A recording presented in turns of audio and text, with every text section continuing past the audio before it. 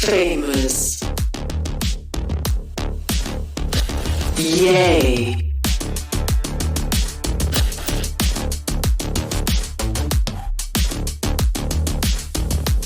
Flips Gider. Marved.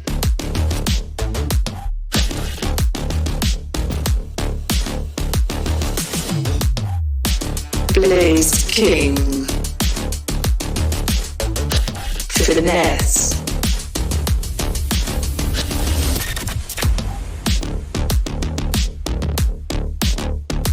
Berserks. Victor.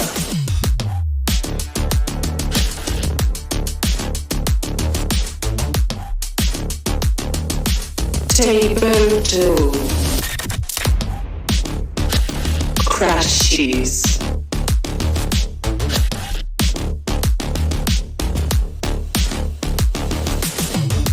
Meow. Checked.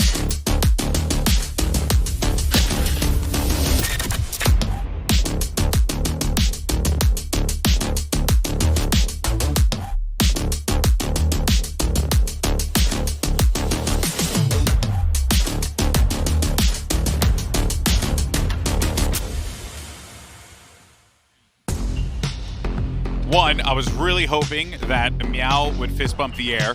Two, I also think that Meow has won the award for best name pronounced in our walkouts. Yeah. I think it felt like the actual sound too. I was like, Yeah. I was worried for a second because Istambul has a lot of cats around. You just heard a big meow and instantly all the cats around are just like picking their ears up. We're just going to be overthrown by them in about 5 minutes. Good connection. I didn't put the two together, but that actually works out. So you don't want to say Meow's name out loud when you're outside, or else you might just get attacked by a bunch of cats. I bet Mimi's well evil cats ever responded. It was like, hello? It's like the Obi-Wan moment of like there's a big disturbance in the Force. Well, you don't have to worry because Mimi's meow. just going and looking for pictures with the cats. that is true. She's found 100 cats already. Yeah, So. it's pretty awesome. Anyway, looking at the match though, as we get ready for this game, just a reminder, folks, if you're just joining us here, Breeze is going to be map 1. That is Boom's pick.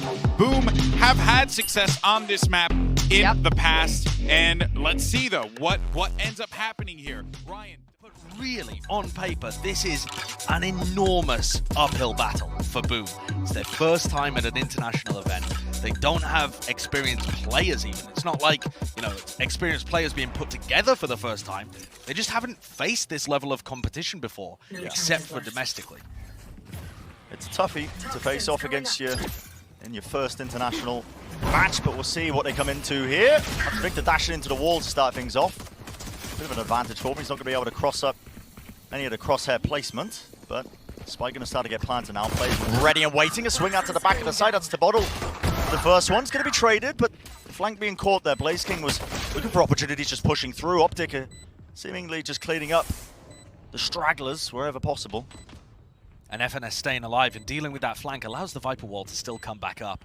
So this is looking like a great position to play from. Teleport's ready. Good crossfire setup as well to be able to deal with somebody like Famous, but they've broken it to some degree. Having said this, Marv is still on the flank through double doors, and he cleans things up. So that's a fairly decent pistol round from Optic. Nothing too fancy, just keeping it simple, playing the fundamentals well. And this map, even though Victor ends up being the first death there and, you know, dashes into a wall and stuff, this map is Victor's playground. It is. I mean, you are going to see, if Victor plays anything like what he's done in the past on Breeze, you're going to see a masterclass on Jet from this guy. It's not an agent that you normally think of associating with Victor, but whenever he plays it on Breeze, he's been dominating. Does seem to be his playground, as you've already mentioned, but looks like nothing out of the ordinary, honestly. Almost the exact same scenes that we've witnessed from before. You can see the snakebite goes over the top. That's going to clear that one side. The cloudburst as well to cut up a lot of the angles in case they're holding close with the better weaponry. And should be an easy fight to take. Indeed, the players kind of just dropping like flies at this point. Too much more to work with, including that spike planted down. It's a bit of extra cash in the back pocket, but time now to talk as well about Optic, because in the past, I mean, we just saw it mentioned as well when the scoreboard was brought up, but they have been slow to start at these tournaments. A lot of times ending up losing as well to these APAC teams. In the past, Xerxia, X10, they got knocked out of champs last year by X10 in the groups. Yeah, that's absolutely true. I mean, they're 2 and 3 all time against APAC teams. Having said that, though, those are against the creme de la creme of APAC teams. Boom is that next tier of the teams that are coming up and looking good towards the end of this open circuit system before we get into next year. But they haven't got the same level of scalps. This would be the first big one that Boom would take. And they've done a great job just getting here to start with. Yeah. And Optic, I was wondering whether or not they were just going to keep hammering this A exec. But on the bonus round, starting to take things towards B.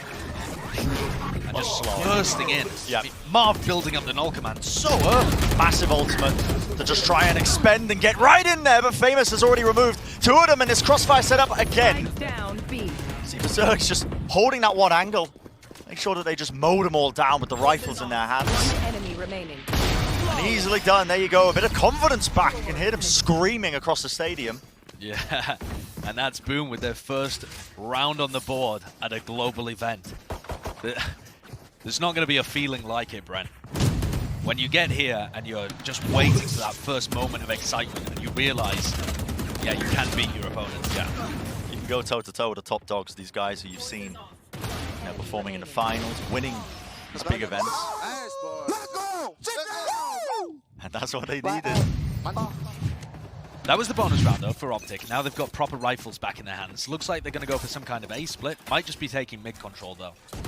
See the Viper smoke going down along with a molly to control any push that might be coming out of double doors, as Marv slowly, with the benefit of a knife and a flash, takes elbow control.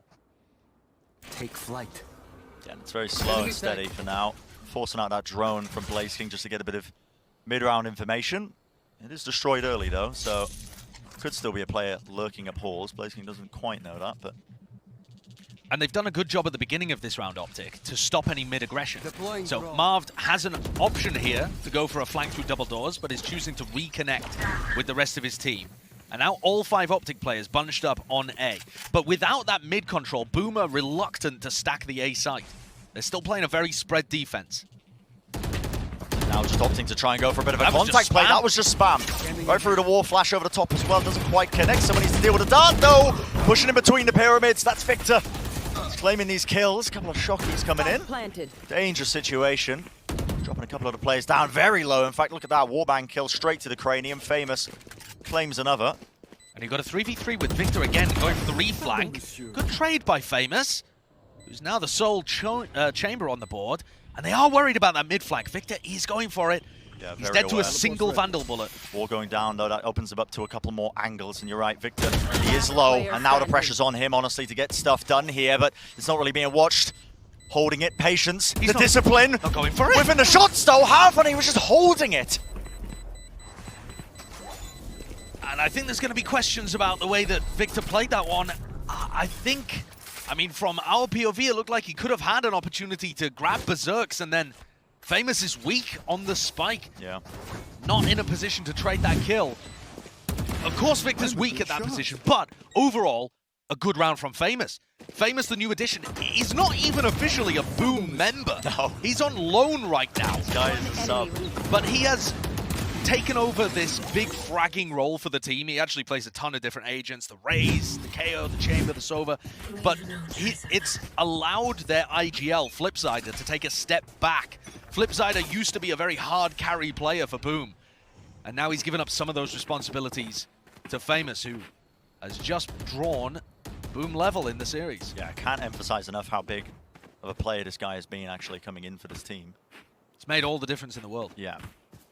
Allowed them to go on that tear through into the last chance qualifier to even get here in the first place. Bit of information going to be gathered there, and a kill on top of it. Why not? Just making sure that they deal with these Optic players who are taking many risks on this round. Just trying to gather information probably about a lot of these setups. Very important kill. Nice crunch actually there between BlazeKing and Berserks playing around a nest and tunnel. So dealt with an anti-eco, and Boom are now really starting to get some momentum underneath them. Crucially in that round though, Brent, there were still 2 Vandals available for Optic. And that's Prime Gaming Flawless, but this kill right here onto Ye If Ye wins that duel, changes the One entire round. enemy And remaining. Ye had a Vandal. Just didn't quite get it done. I love the energy that they're coming into this with. You can hear them across the venue, honestly, right down there from the stage all the way up here. Getting the work done, but now guns in the hand of the Optic players, not wasting any time, but a bit of miscoordination. Now it's a flash actually just offset Victor's dash. Again, dropping down the smokes. Now you start to see that Hunter's Fury. That's trying to push them back onto the stairs. It's a classic play. You see this one often now on Breeze. It creates enough space that Optic are going to be capitalizing and taking back of the A site. Yeah, extremely good execute. Blaze King, though, with one of his kills, now has the Hunter's Fury online of his own. Ooh. And he does catch somebody. Spike Crashes down goes A. down. Leaves this in a 2v3 with Ye still planting. Perhaps another kill could be found. Spike planted. The idea was at the back of Optic's head to try and bait out that ult, but like you said, Josh has left it now into this 2v3 and this slight angle that Victor's playing in right now with the wall up in his face. A little bit inoptimal in terms of just trying to take these fights, and the timings obviously doesn't want to peek his head over, but now the wall falls, and there we go. Time to strike. And that's a very nicely played post plant by Optic. They now get up to a bunch of their other ults online. Everybody was a couple percentage points away from getting ults into that round. Only the Sovas really exchanging. And now you get to see Viper's Pit. How is Tebottle going to be working this one around the map? And FNS as well got that ability to use it in the post plant too. Thus far, it feels like Optic are definitely getting their opportunities to engage into sites and find those kills. The site anchors struggling to hold on to some degree from Boom. You want to play? Let's play. That's an aggressive play from Famous, honestly just running straight down into elbow. Utility to try and supplement it, but I guess just wasn't expecting Victor to just be running down with the knives. It's pure confidence from Optic, despite the fact that they lost 3 rounds in a row. And Boom have got a flank coming out of Cave here, but that's a great kill. Flip side of the IGL rips the head off Ye, stops him from getting value, and that deactivates the trademark. Look at these players on the flank, Pushed all the way up. fast. Yeah, not wasting any time at all. Taking liberties, taking space, taking the fights, taking every single duel at their disposal, and that's a spike drop down. What was looking like a dire start to the round. Managed to turn this one around. The confidence that we've seen time and time again from a lot of these APAC teams, but Victor wants to, again, answer back. Obviously, Does he realize the Viper's here? Smokes off one of the angles. Everything about the timing, and it's the bottle, again, who comes out on top. Meanwhile, Crashies is miles away. There's 40 seconds to play with here. And Crashies still has a recon. Well, there goes the recon dart. Just sending that one flying. I don't know whether that's a lineup. Yeah, trying to meet the James Webb Telescope, I 30 think. seconds left. This would be an extremely tough 1v2 for Crashies to deliver. He's nasty in the clutch, though. Baited out one of the positionings. Now he knows where the player is. Flash off to the side. Doesn't quite catch onto his face. No, another little swing, but luckily the trade is there at the end of the day, and now we're going to be steadily taking the lead here. And what an important couple of kills from Flipsider in that round. Being able to shut down Ye, and then getting the trade-off towards the end, where it looked almost like Crashies would have been able to turn that into a series of 1v1s. Boom are looking pretty good here. I like the proactivity. Neither team is afraid of the other. So we're seeing these clashes, engagements, both Jets happy to take duels. Last player standing. Flash didn't quite work, Yeah, but no, that it's a doesn't little matter. bit off, but listen, the trade was there. That's what matters. Yeah. It's all about backing up the rest of your team. And Where you start to see the timeout as well. And I think this is a great time for it. Of course, Chet is going to be doing this one from the hotel room, but still that kind of presence in their ear, delivering them some small adjustments, probably getting them to be aware of some of the Boom players. I think when you're Optic in this kind of situation, you almost expect Boom to freeze up. It happens all the time when there's a perceived better opponent that you're playing against. You lack the confidence, you don't go for the same level of risk, and that means that you don't make decisions. Trouble is, though, Boom have had good mentorship, I think, as well. They've seen that Optic have lost before to a lot of these APAC teams, Ursha and everyone else, and yeah, you know, they've seen that these top juggernauts of North America, top juggernauts of competitive Valorant, they can bleed at the end of the day. Absolutely.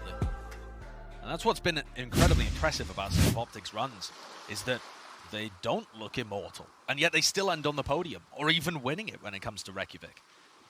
But that does mean that you can get a leg up over them early in the tournament. They're self-admittedly slow starters to some of these events. And I think there's some stylistic stuff that plays in there as well. They have struggled against the APAC teams, against the EMEA teams as well. So here we get the Viper's pick coming out, over towards A this time. That's off the rip. The rest of Optic using their utility in mid, Marv taking elbow, Recon dart towards it. You can see how they're using this utility Optic to stop any mid aggression, but that's not really the area of the map that Boom are playing for. And his trademark was placed early on in the Viper's pit. And the peace of mind that it gives, I mean, they've only got Victor watching the back side of it, that one angle, but the double face takes him out easily enough. Yeah, that's a pretty big mistake, isn't it? Just relying too much on the trademark there to give them good info. Well, I think they knew that could have been avoided. That's why Victor was watching it. Sure. But just getting overwhelmed by the expect double a double face, yeah. Now for Optic, they are being given mid completely, so getting some of these A splits together, B splits, seems doable. You might be about to start to see this explosion onto the side there. The dart into the back. That was shot from the backside of Pyramid. They know there's a player there from default, but the utility being used. A nice reset of the aim there, Blaze King. Almost whiffing that one, but managed to correct the aim and still berserks. At the back of the site, locking this one down, anchoring it. Slight jiggle of the movement. Yado. He's going to be claiming another one for the record. He's going to be able to deal with the bottle just about. Narrowly done. Just down to crashes now, and he is being swarmed from every single angle, and there it is. Too much to overcome. Yeah, it feels like Optic are just not being able to find these duels, put into uncomfortable situations as well. Boom doing a good job there. Once you remove Victor, Optic are lacking the ability to take areas of the map really proactively and take fast, aggressive duels towards backside. Just kind of got trapped there around the pyramids. I really like the proactivity in A main. I think that's something Optic are going to have to start to deal with. They're focusing a lot on taking away mid control at the beginning, but Boom are fighting for A main. They're fighting for Cave. Yeah. There needs to be a focus from Optic over towards there. The adjustments got to come through. But for now, half by round. Well, not going to get there just yet with a timer pause. I'm assuming something's going on. Yeah, small tech pause here. But for Boom, this is such a fabulous beginning. You heard the desk talk about how this map pool breaks down, Bren. Yeah. And actually, it's, in some sense, is a positive for Boom. Breeze is a map that they're pretty decent at. Bind, I actually quite like the way that they play. Their Fracture looks a bit wobbly to me.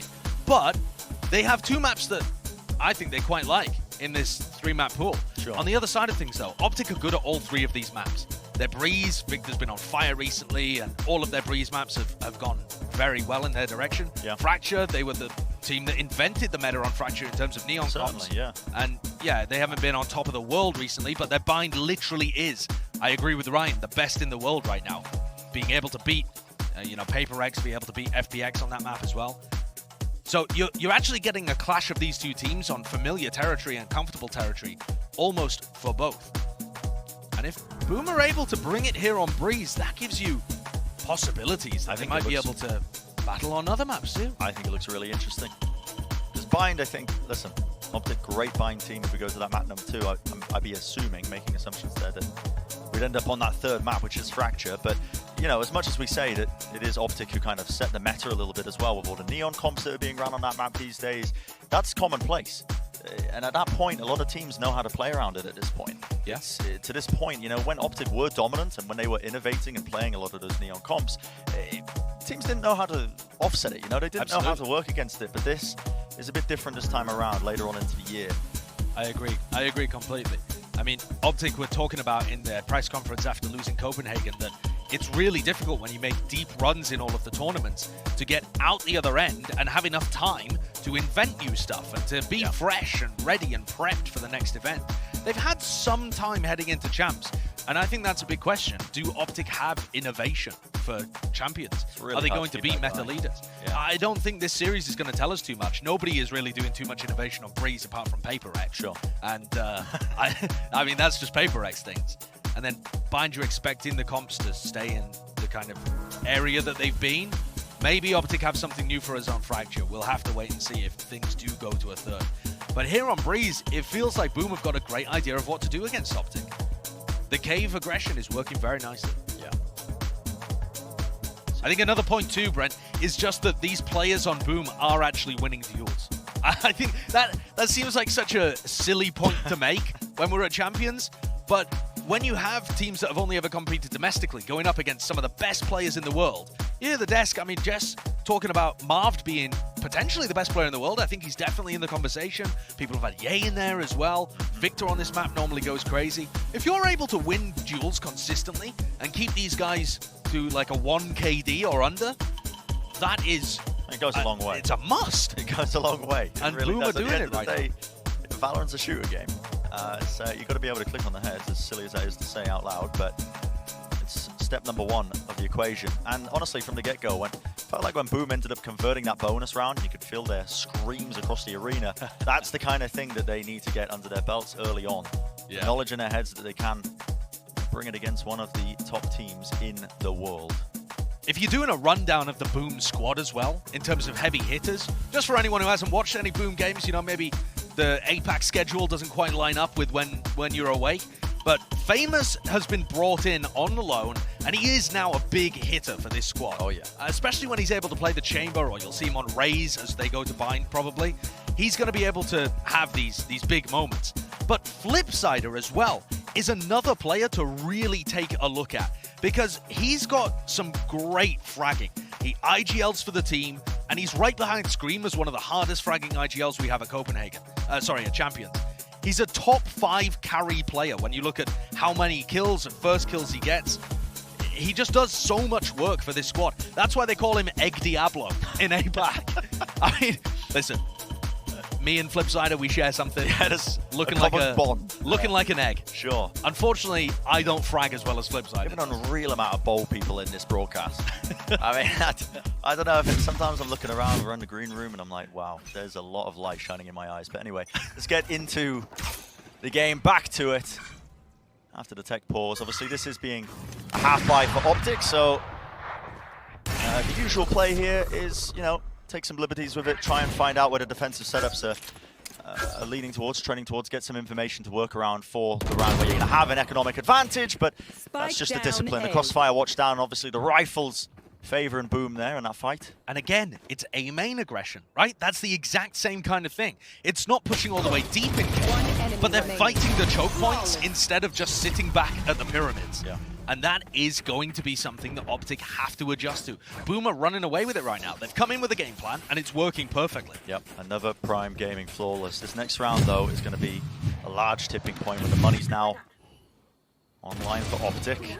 And that play is all just off the Viper Wall going up. You know, there's a little piece of information there. Viper Wall goes up, or the drone gets used, and that's triggering the swings.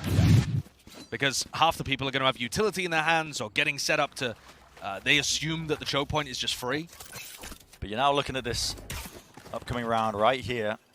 One of the most impactful ones of this first half, I think, because this goes wrong for Optic.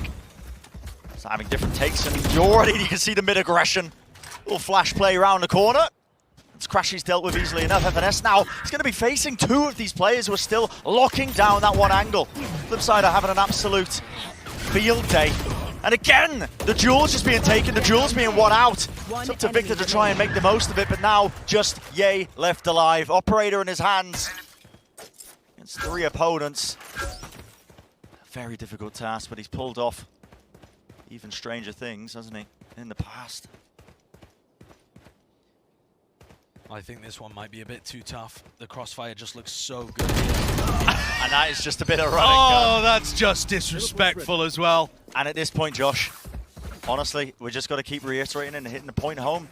Optic Gaming, these slow starts to these tournaments, the kryptonite, which appears to be a lot of these APAC teams. Yeah. This is Boom carrying it away, taking it away from Optic. But also a gorgeous adjustment from Flipsider. He knows that the Optic timeout is going to give them time to focus on that A aggression. So for this rifle round, they decide this is the first time we're going to push mid. So for the first time in the game, they decide to push mid, leave A main completely, and they catch 1 player in mid. Normally, there's multiple. You can't get away with that with the way that Optic have been playing their attack sides. But the adjustment is perfectly timed. Mind games on mind games, isn't it? Yeah. And Flipsider is currently out IGLing one of the best in the game. Here we go. It's going to be a B split, though, with a null command. Blaze King caught unaware with a Hunter's Fury as well to try and supplement it. Still holding that one angle. It is Victor, though, who takes him out. So, only 2 players of Boom remaining, and look at the respect that's being showcased here. Even a Viper's Pit being committed. Spike planted. Optic haven't even been able to get into a post plant since FNS has had his ult online. So this is almost the first opportunity he's had to use it. And I think in a 4v2 here, seems reasonable to me. You need to start getting these rounds on. Player standing. At this point, so you're going to need something a little bit special there. Players just bounding into the walls, one after the other. You have to try and trade this one, though. Bit of ADS, luckily FNS is there. So a couple of upgrades necessary for Optic, a necessary round as well to put on the board to just try and salvage this first half. Some of these trades are looking mighty sloppy for Optic. Yes, and it's not the timing, it's actually just the aim. It's strange. These moments where you expect Optic, when you've watched them get deep in tournaments, to swing and immediately delete a player, they swing and there's just crouching and spraying going on. It does really feel to be this slow start, but it's only good teams that are able to capitalize on opportunities when they're presented. And that's what Boom are doing. And now Boom have some really good ults to play around. Viper's Pit over in A main. They've got Flipsider with a null command as well to shut down this push as it comes in. This is presence being shown now into double doors. So just going to be flooding into that A side, making sure that they take the backside of the control rendezvous away. Blaze King just not quite aware of this one still. The angles, that long sight line, watched the rendezvous to get back into the action. And now it's going to start to go down now. Now you've got the null command for Flipsider. He chose not to use it on a mid push, and so he pops it now for the retake. And these Optic players are getting crunched, and they're about to lose Hall's control as well if Berserks looks to the left. I mean, this is pretty excellent stuff from FNS so far. He's going to get caught out, but yeah, again, that Hall's control that Ye was using. Flipsider hasn't been able to get just even any semblance of control to the back of the site because he's dealing with so many of these targets. But now they're fully aware of where each other is. At least the reposition now comes through. The tour de force out in the hands of Ye should be favored in this one. It's blinded for him, and Flipsider, he just takes him out. What a 1v1 for Flipsider to win. Yeah, he's 16-3 in 1v1s recently. Flipsider is a clutch monster. And that is an 8-4 half for Boom. Unreal scenes from them. Clear preparation that they've come into so far in this map. They are turning up big time. What a kill. Handling it, man. Handling it. And there's the star player, IGL, Egg Diablo, up at the top of the scoreboard. Yeah, just... Let's see how much it means to them, but still early days in map number 1. Let's send it down to our analyst desk to break down the action thus far. Dun, dun, dun. Uh-oh. That's going to leave a mark. It seems like Boom Esports have come out of the gate swinging, and Optic Gaming just simply were not prepared. Dare I say, here comes the Boom.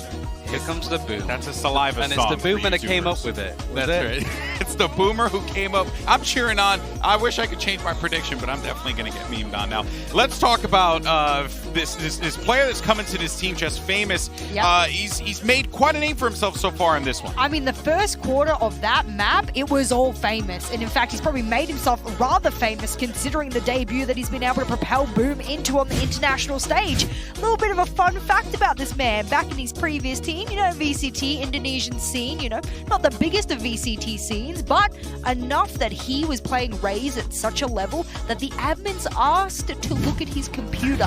Whoa. There you go. Okay. Unfortunately, there's him dying straight away. But this is something like from watching Boom at their APAC LCQ, this was something that they struggled with. If they lost a play, they ended in the 4 versus 5. They struggled to confirm a round on the back of that. If they lost their player first, they typically lose the round following. So the fact that the rest of the team, even when Famous went down, and this was when he was on fire right at the start of the map, the rest of the team's able to clear up, get into the heads of Optic, and Optic do struggle with that. It's the same sort of thing. Having a 5v4 advantage, sometimes teams like FPX, for example, still manage to get those rounds in and get in their heads. This is why, though, Optic wanted to start on the attack, right? Now they're on the defense, a bit more time for Chet to talk about their plan. The advantage is still there for Optic despite the scoreline, I think, because of it. Yeah, this is certainly Going to be an interesting one to see how this plays out. Optic, we're not prepared for this aggression from Boom Esports. Can they keep it up going into this next half as we switch sides and send it back over to your casters to call the action? That is the question, isn't it, Golden Boy? Is it going to be Boom keeping this momentum going, or Optic going to be able to bounce back as well, find their footing a little bit more? I think Optic being able to pick up a pistol makes this map somewhat more even and doable for them. Boom, I'd love to see them be able to just put their foot in the throat now, honestly, and just grab a pistol here, and it would make all the difference. Starting things out so passively here, Boom. And this is the thing with this APAC squad.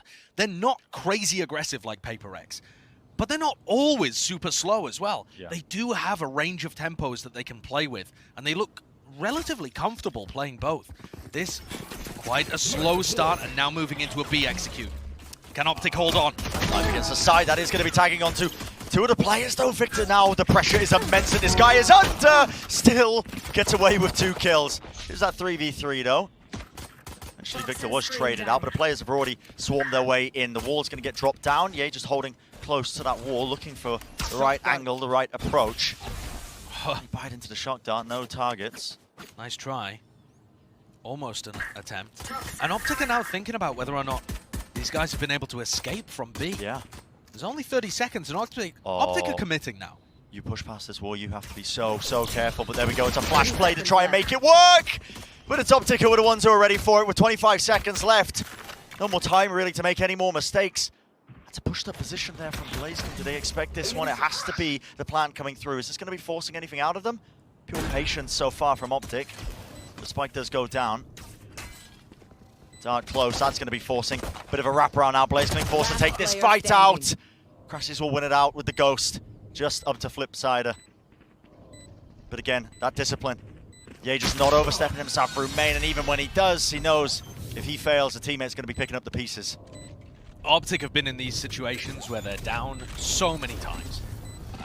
FNS has said it. These situations just don't faze them anymore. They still have that mental resilience to be able to fight back in these maps, and the pistol round win is certainly going to help them. We've seen some teams go for 4 spies, especially at Copenhagen after getting a plant down and taking a couple of players as well. I wonder whether Boom are the kind of team to opt for that. I haven't seen them go for it too much in APAC.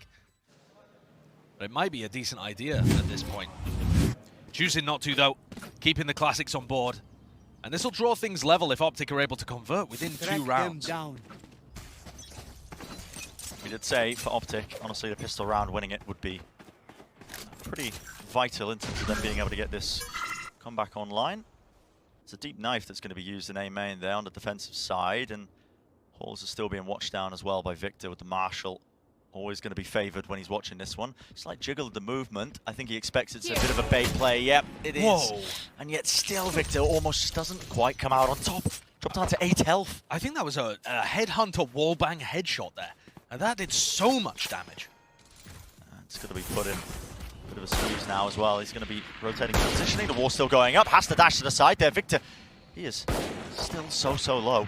Look at this cheeky little pocket that FNS is playing inside of. He loves doing this. He's got a couple of different Viper walls that allow him to play in strange areas. His teammate's there to back him up as well, even once he's done the damage, eventually cleaned up, but that crossfire setup just far too strong.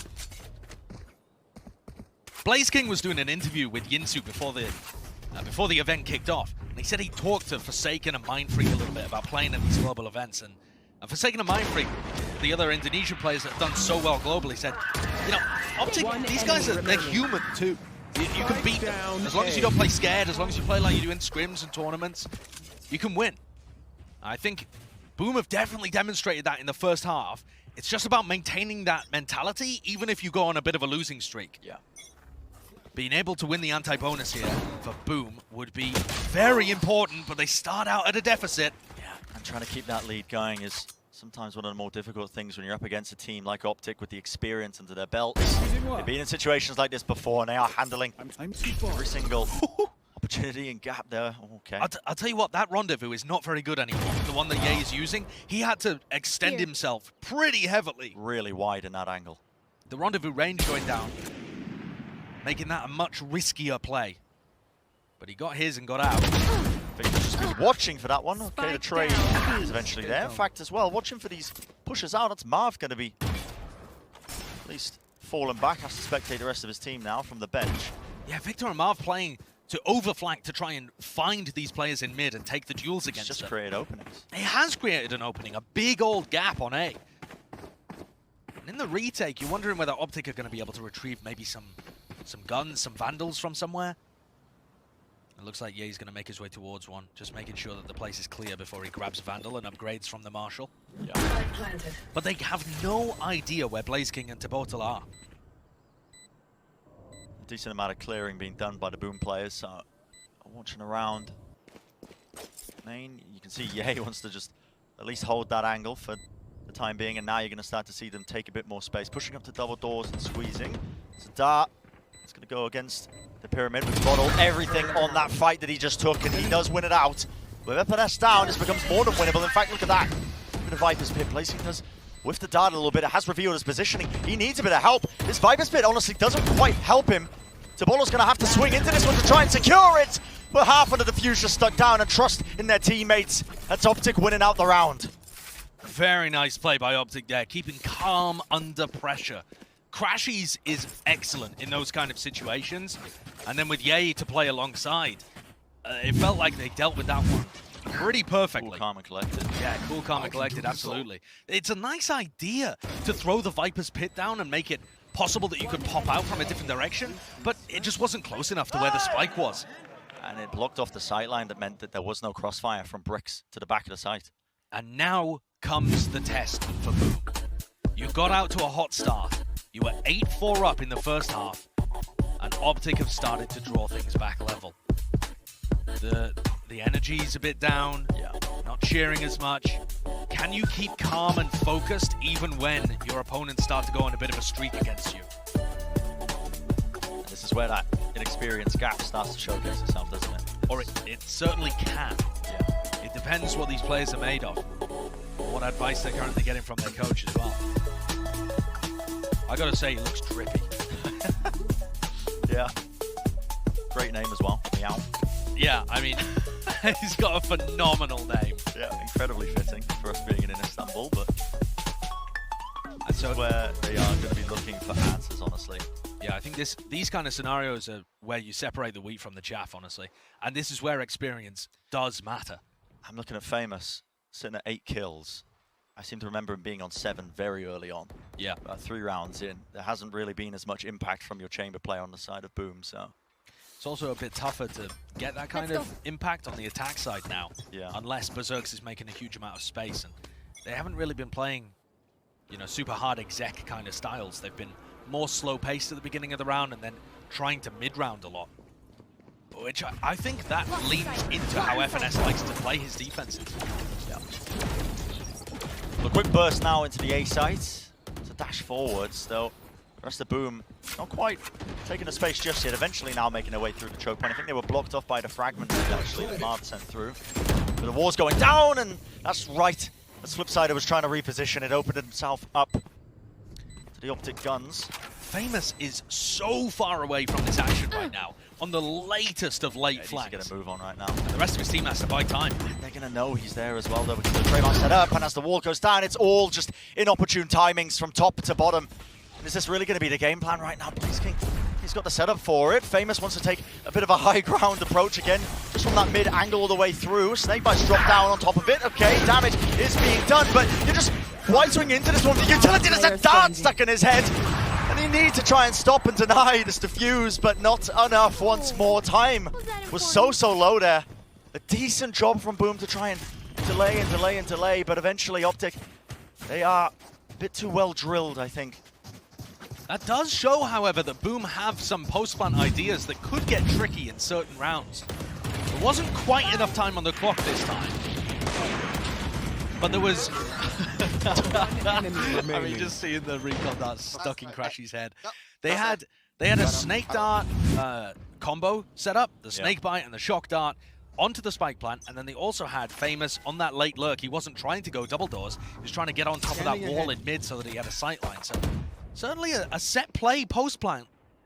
And now Boom make their way towards halls. Crashes with the off. That's unusual, isn't it? You don't see this very often. Probably because Ye's got his tour de force, but it allows him to watch down Halls with a great amount of accuracy. Still taken out. Eventually, that's going to be that trade. As Famous is opting into the operator himself. And this is an awkward position for Ye right now. He's stuck at double doors, worried whether somebody could be flanking him from mid, and FNS is the only player ready to support. Timing is everything here with a snakebite coming through, and there are fights kicking off all over the bloody map. He does take down Blaze King. Spike has been dropped down, and Victor's also just trying to get this flank going. That's okay to trademark. Dash to the side. Oh, the readjustment, the slight readjustment of the movement. What an outplay! Still, they have to deal with berserks from on high. And to Bottle, guys looking around aimlessly, needs to just handle so many targets. Just coming his way, not enough really. The positioning, he was just out in the open, a sitting duck. And this is many rounds in a row now where Boom have been able to get the plant down, but not actually grab kills or space on the map with which to play post plants properly. Optic are allowing them in, baiting them in, and then collapsing on them, and are able to get so much value out of the retakes. Look at that round counter up at the top. 4 out of 5 of the rounds in this half, including the pistol, won by retakes. And that's not anything special, I mean, apart from this. Being able to outplay the trademark spawn in a slow field that you feed. But it's more to do with how smart the site actors are being able to just back off and draw utility out of Boom, and then collapse back upon them. Yeah, it's the clear difference maker right now for Optic. It's really, I think, opening up and prying open those weaknesses that Boom have got in just trying to hold those post-plant scenarios. Seen a couple of times, you know, there's been miscommunication with a Viper Wall going down at the wrong time, a player being caught out of position. Crashes through a recon dart at the bottom of Hall, so he knows that these players are towards mid and B, but he misses his opportunity for an operator kill. Way is he re-peeking that? At his feet, but still Victor. Left onto the high ground angle, and they are dealing with this one. It's that B split. The pressure is there. He's going to need a kill, but again, just enough to watch down every single point of contact. Racing left alive, though. He's only on 11 health with the Bulldog. Arm's going to be brought back to life as well into the action. So now just that 1v4. Only a 1v4. Yeah.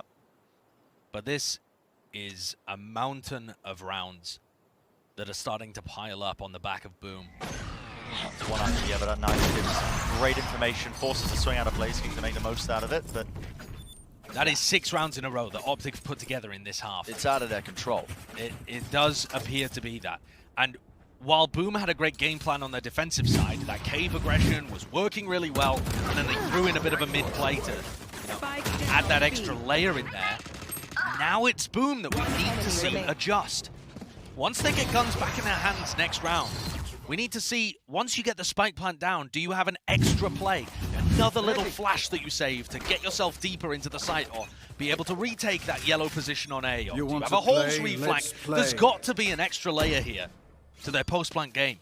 And it can't just be sitting back and playing lineups. That's not good enough. It's just far too static. Here we go, play being made here with an old man popped off. Even the drone that gets info. Push them off of that angle as well. Holding on top of bricks, already taking the back of the side control. We'll see if there's that extra layer of it. A bit of spam back and forth with the Vandals. The positioning is known. Hunter's Fury cuts across there. Is there going to be sort of anything to capitalize? It's a lot of damage at the end of the day. And even the Viper's Pit, it does give them the space to lay that one down.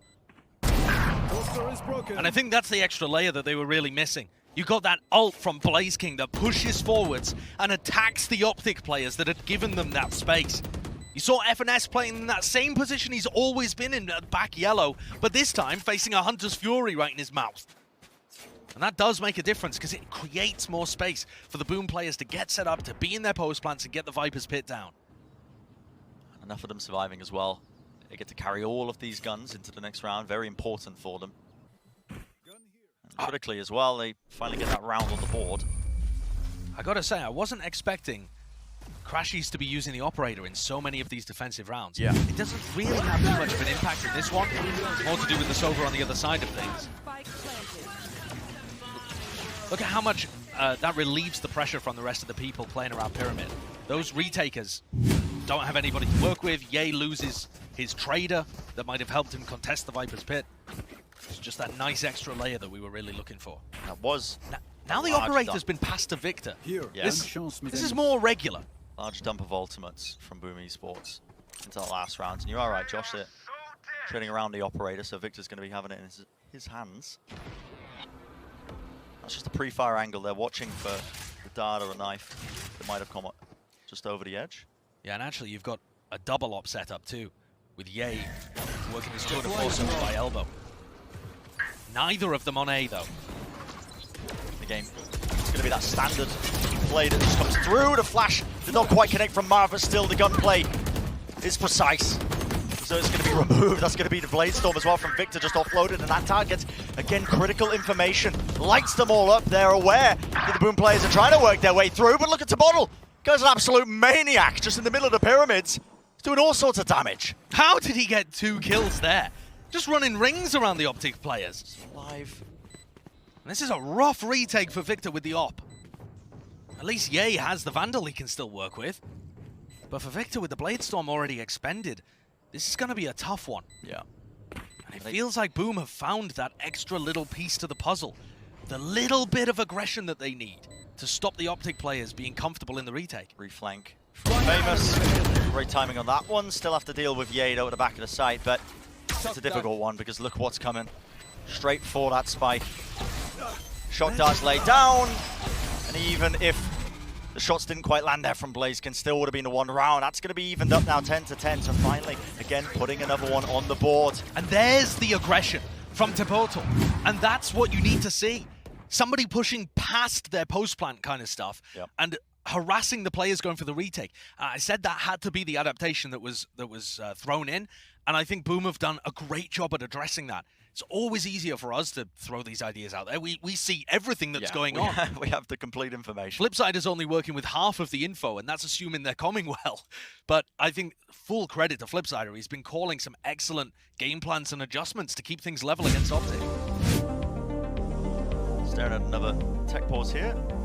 Seeing Hyper probably enter the building. But this is a good start for Boom. Reset perhaps, because you had that 6-round streak from Optic, and then Boom was starting to reply. So now let's check it out. Boom were going for a bit of aggression in their post plan, and Optic had yet to deal with that. But like I talked about, Crashes with the Hunter's Fury, FNS with the Viper's Pit, they have big defensive ultimates to get use out of here. And it looks like from the minimap, Victor wants to push down mid to start.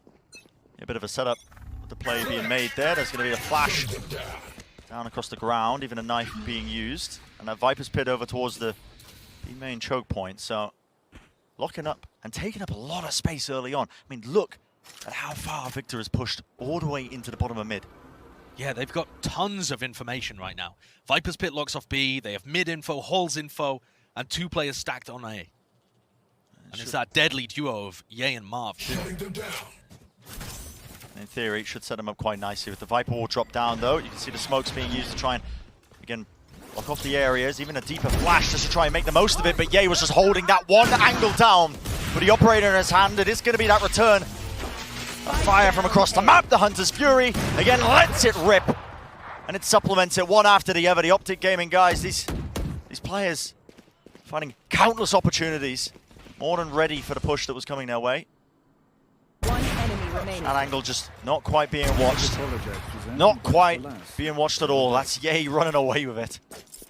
And that time, a good opportunity to push mid and grab all of that early round info. But also the ultimates coming through huge. FNS doesn't have to worry about the B site particularly because of his ult. And then Crashy's getting huge value out of the Hunter's Fury. There was a 0-point lineup from Flipsider that I think was supposed to hit Ye and missed somehow and just allowed Ye to stay in that position and grab a number of kills with the op. Clear him out. Yeah. And Ye and Victor are going to double op on the defense. They had Crashies opping earlier, now Ye and Victor both. And Victor's going to take a walk into mid with his op. Yeah, deeper dart as well, which means that's a closer angle that's being watched off. Okay, the flash. That should make him think twice at least. Not Victor. But his fight that might be about to take place, you can see Famous is also just locking down the angle. It is everything but.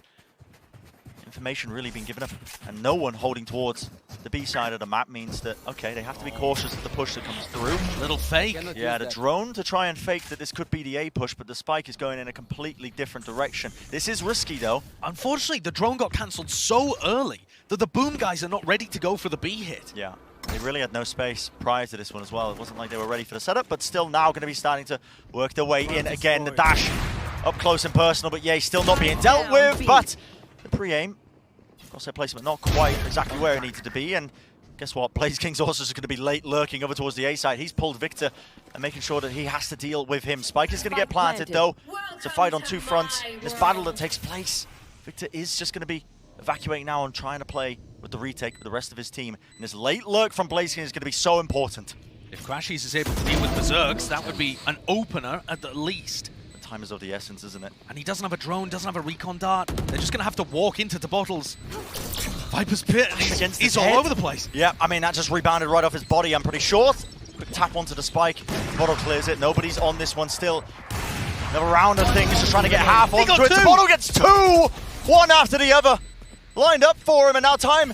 Ah, it's just not on their side, is it? Not in the slightest. It's going to be 11-11. When you get these rounds going back and forth like this, the economy is going to be good for the rest of the map. You know, there's only a couple of rounds left here and no one's close to getting broken. Even with the double ops in play for Optic. And that's Boom with a really cheeky idea there. Going for the fake play on A. We haven't seen either of these teams really run fake so far on Breeze. And then BlazKing stuck around as a lurker. So once Optic figured out it was a fake and started to go towards the B side, they still had a Sova backstab. Okay. Yeah, I was happy about that one. Yeah, I mean, listen, you take those. Kill through the body, you get two. Okay, why not? He's purring into the mic. Don't go there. Don't go there. But a deep play from Optic now, taking that mid-control again. In fact, pushing up into elbow, but this time Famous. He does look down the angle. Should be favored in that one every day of the week. Oh, and Victor's gonna run out of his dash here, just as the rest of the Boom players start coming back into mid. Super risky, but he feels like he needs to take the fights anyway. Right into their spawn, punished at the end of the day, and that's two players down now for Optic. This is starting to get away from them. Yeah, it's all beginning to unravel. And for Boom, they can smell the opportunity. But they're not rushing things. Just gathering up, making sure that they get everybody in position, ready to take this 5v3. It's cautious enough at the end of the day. Angle watch though, and Berserk was so low that he's an easy target once more. Crashies needs to be dealt with, and BlazKing finally will grab that kill. Traded it out, up, down to Marv, and he is miles away. A little bit of a vacation on the beach. Could he get possibly into position to deny the plant here and make things interesting? How slow Boom are playing this as well. They don't know where he's coming from. Oh, I mean, that setup. Famous. Spike planted. Holding the window, allowing the plant to go down. And now this looks very difficult for Marv to pull off. Yeah, they have to suspect this one. You can see that one angle where the operator Famous has got the choke point locked.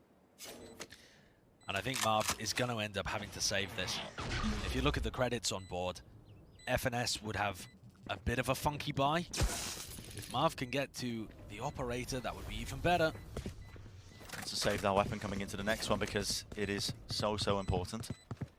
Running away down a very long sightline. If anybody tried to there was no clear punish. elbow. No punish. I mean, Boom are showing tremendous amounts of respect to Optic in these rounds as well. Yeah, it's respect, but they're not afraid to challenge when it's an even situation. But when they're up, they don't allow multiple opportunities for, you know, sloppy behavior to get Optic back into the round. And that's the right way to show respect. They're not scared. I mean, you know, they're flooded into the site here. BlazKing going forwards, taking duels, making sure that they convert. But they're just not allowing themselves to make mistakes, and now they get onto map point. Can they avoid Optic from taking this to overtime? One more round will do it for Boom. Map win here would be enormous. The entirety of this series moving forwards for them. Step closer. Deep play now into Halls as well. Bit of a hop around the corner. Famous is watching this angle, but it's honestly this game of chicken, I think, honestly. Who wants to give up the positioning first? Who wants to move off of that one? And slow is the name of the game here for Boom. Very, very slow. Extremely safe defaulting. Get out of my way! That has been the way that Boom have been playing a lot of their attacking rounds. Berserk's popping his knives, but doesn't move forward at all. I mean, that was just a trigger or an audio cue just to see if anything would come out. Time is ticking now. A minute on the clock, and Optic haven't had to do anything. There's been no utility forced out. But likewise, they haven't lost anybody either. You know, Boom have just been able to get this into a 5v5 where they're going to have to just group up and pop into A. And they're walking right into this stack of the Optic players. 3 of them, including Marv at this close angle. All going to be dropped down. Even that dart, though, it's a bit late when it's being killed, so he is revealed. And no way! Rotation, they are trying to evacuate. With 30 seconds left, Josh. This is the only call from Flipsider all map that I don't think is going to end up paying off. This one, they're going back into the trademark, back into Yay, back into Crashies with a recon dart online.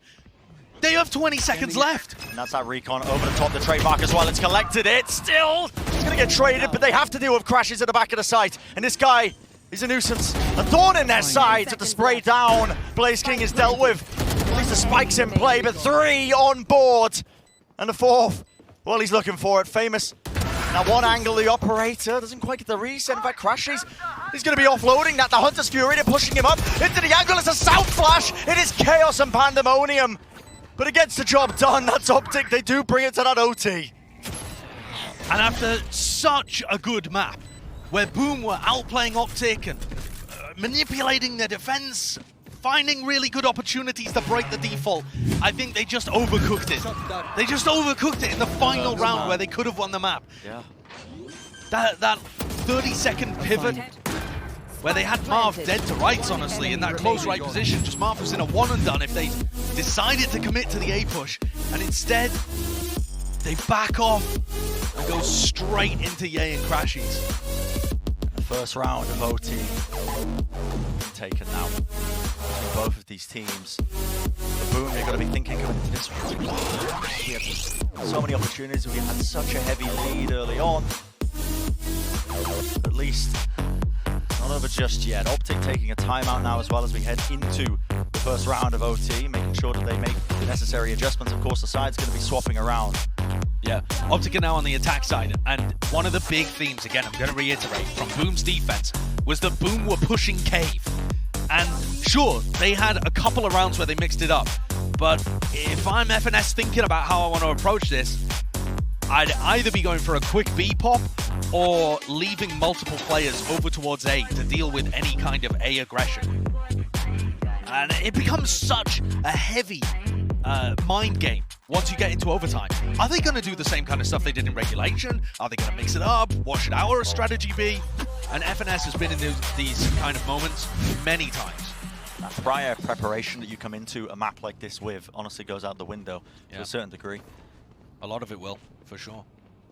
Now, it looks like, from Optic's positioning on the minimap, it's going to be an A split. I don't think it's just going to be mid defaulting, because normally they would have Marv take elbow if they were defaulting mid. Sure. This looks to me like Yay is just supposed to late push through Cave. That might also, I mean, there's a bit of a risk there because Boom were pushing it pretty aggressively, but instead, Boom themselves have mixed things up and put both of their contact players, Famous and Berserks, on B. That's a huge amount of utility that's just dumped into mid to push Victor up into a deeper position. But those mid players go back over to A, so they get the mid control and they get the Cave control. Yeah. It's just now that they have to re-clear Cave instead of being on the angles early. But they have everything they need to execute an A split. I think Optic were hoping for a bit of prior conditioning with this one. When they've done this typically, it has been that mid control. You can see the drone was used a bit earlier, but now with the walls coming up, good timing with the knife. Yeah. It's going to be suppressing a bunch of the targets and stopping this push that actually comes through, but now they're contacting through. I do not think Tobotel's going to realize that they're this deep. And it comes down to this opening engagement, this first fight. Tobotel is being pressured so heavily. Suppressed as well, but that dart as well, it broke the crosshair placement and nobody is watching for it. A flash over the forwards and that backside control that was trying to be taken, and what a flick of the wrist. The 1-2 combo. Tobotel will not be removed from his perch. What an awesome round from the A side anchor. Finding that opportunity to swing with the recon dart and caught FNS completely unaware. I really thought Optic were going to try and contact through the wall and get aggressive on back pillar. And they did, but it was the wrong side. They went towards yellow instead of clearing out the common anchor position, and Tabator was just able to stay there for the whole round. Yeah, and do some serious damage. He's got 26 kills so far. And it's another map point for Boom. How many of these do they need before they can convert one and deal the first blow to Optic? Pride of their region on the line. They can take this map away. It sets them on a beautiful path to try and take the series overall. It's that timeout for Boom. Corrections need to be made as they head over to the side that they have been weaker at, honestly, over the course of this map. Yeah, that's definitely true. And that's the opposite way. You heard Jess talk about it earlier, that Optic are usually formatted. Yeah. But to be honest, a lot of that just comes down to the team that you're playing against as well. Boom are going to take a timeout, discuss things with Meow, their coach, see what approach they want. I think they had a decent idea in a lot of these rounds, but the final round of regulation, that round 24, they were just too static. They took a whole minute before they did anything on the map. I don't think that's going to be a good approach for them. At that point, you're just begging Optic to make a mistake and push into you, and they're a bit too good for that. A bit too much caution. I'd like to see Boom try and take at least one area of the map proactively, whether that's shop or whether that's halls, you know, elbow. They need some piece of control of the map before they pump the brakes. Well, very grouped up for now on this attack side. It looks like they are leaning into that A hit.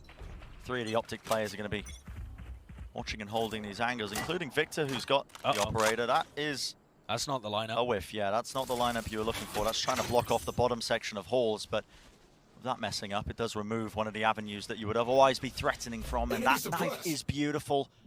3 targets suppressed. Yeah, that finds all the important people. The Viper is there, so the wall can't go up. No drone potential. And you know the tip of the spear is there, so it's not a fake. Angle has caught him out before, Victor. The dash enabled, nothing to stop him. And still Marved, he's making all sorts of plays. Another pop flash into the wall, doesn't want to overstep himself. In fact, it's going to be the repeat, but the timing. Oh, it comes through. Full blind. And the rest of Boom reluctant to commit through this choke point. Just left standing stationary. The Optic player is now going to start to squeeze. Spike drop down. I know where Famous' position is. Knife just about misses, but he's working with only 100 health. Not ideal weapon for the clutch. Oh, and that's just the worst way to go. Prime Gaming flawless. Boom need at least one more of these map points to be able to deliver on them. This attack side has just been so difficult for them. We saw it earlier with Zeta Division as well. Yeah. The first match of the day. Similar things occurring, where teams are just finding themselves a bit too easy to be read. An Optic begin again once more, wrangling it back, one round after other, and now the second round of OT in our first map. And already beginning, so the Optic players again going for that same dump of utility. This is going to be signaling that they are going to be trying to at least take that mid control, but they have been mixing it up enough to create that uncertainty. Boom are not going to be too aware of what's happening. In fact, look at this now, contacting up through into this Viper's orb. They have got so much space off of this alone, and already the fight being taken, but still, we're not expecting this to bottle at the back of yellow. 1-2, why not? Wants to make it the third. Slightly dodging these shot darts that are coming his way. A lot of damage being done to him, brought down to just 45 health, but he has done a significant amount of work, enough to potentially Optic think twice about this one. That shot, recon dart getting broken late, that's going to be revealing a lot of the positioning, but the spike is right out into the open, and still Optic are getting these kills, one after the other. Drops down right to the side of yellow, the door opening up, Ye watches the back of it, and another one's found. That's Optic salvaging the situation, salvaging the round. That must be an absolute dagger to the gut of Tevatol.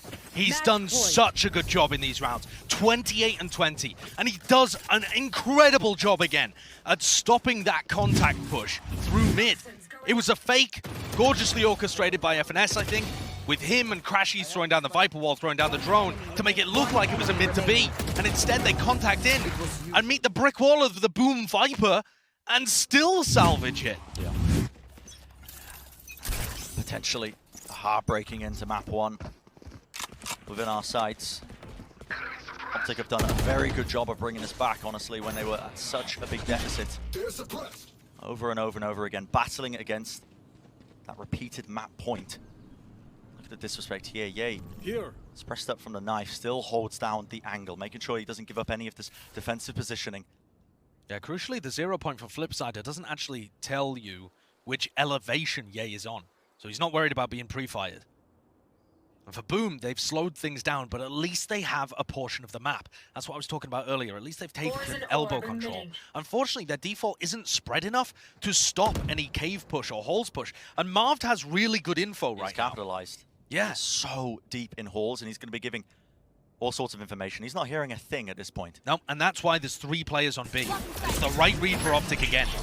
Push coming through. That's going to be a little flash into the back that forces the rendezvous out of him, including that dart onto the backside of things. Crashes though, and Ye still dealing with this onslaught. It's making their way across, and it's up to Famous to see if he can do the damage to bring them back against it. A slight jiggle with the movement, but not enough again. The shots are found, and Ye, this guy, is just dominating the battlefield. Tabottle and Flipside are the 2 players left standing against 4 from Optic, and they've slowed it down with the discipline. Well drilled.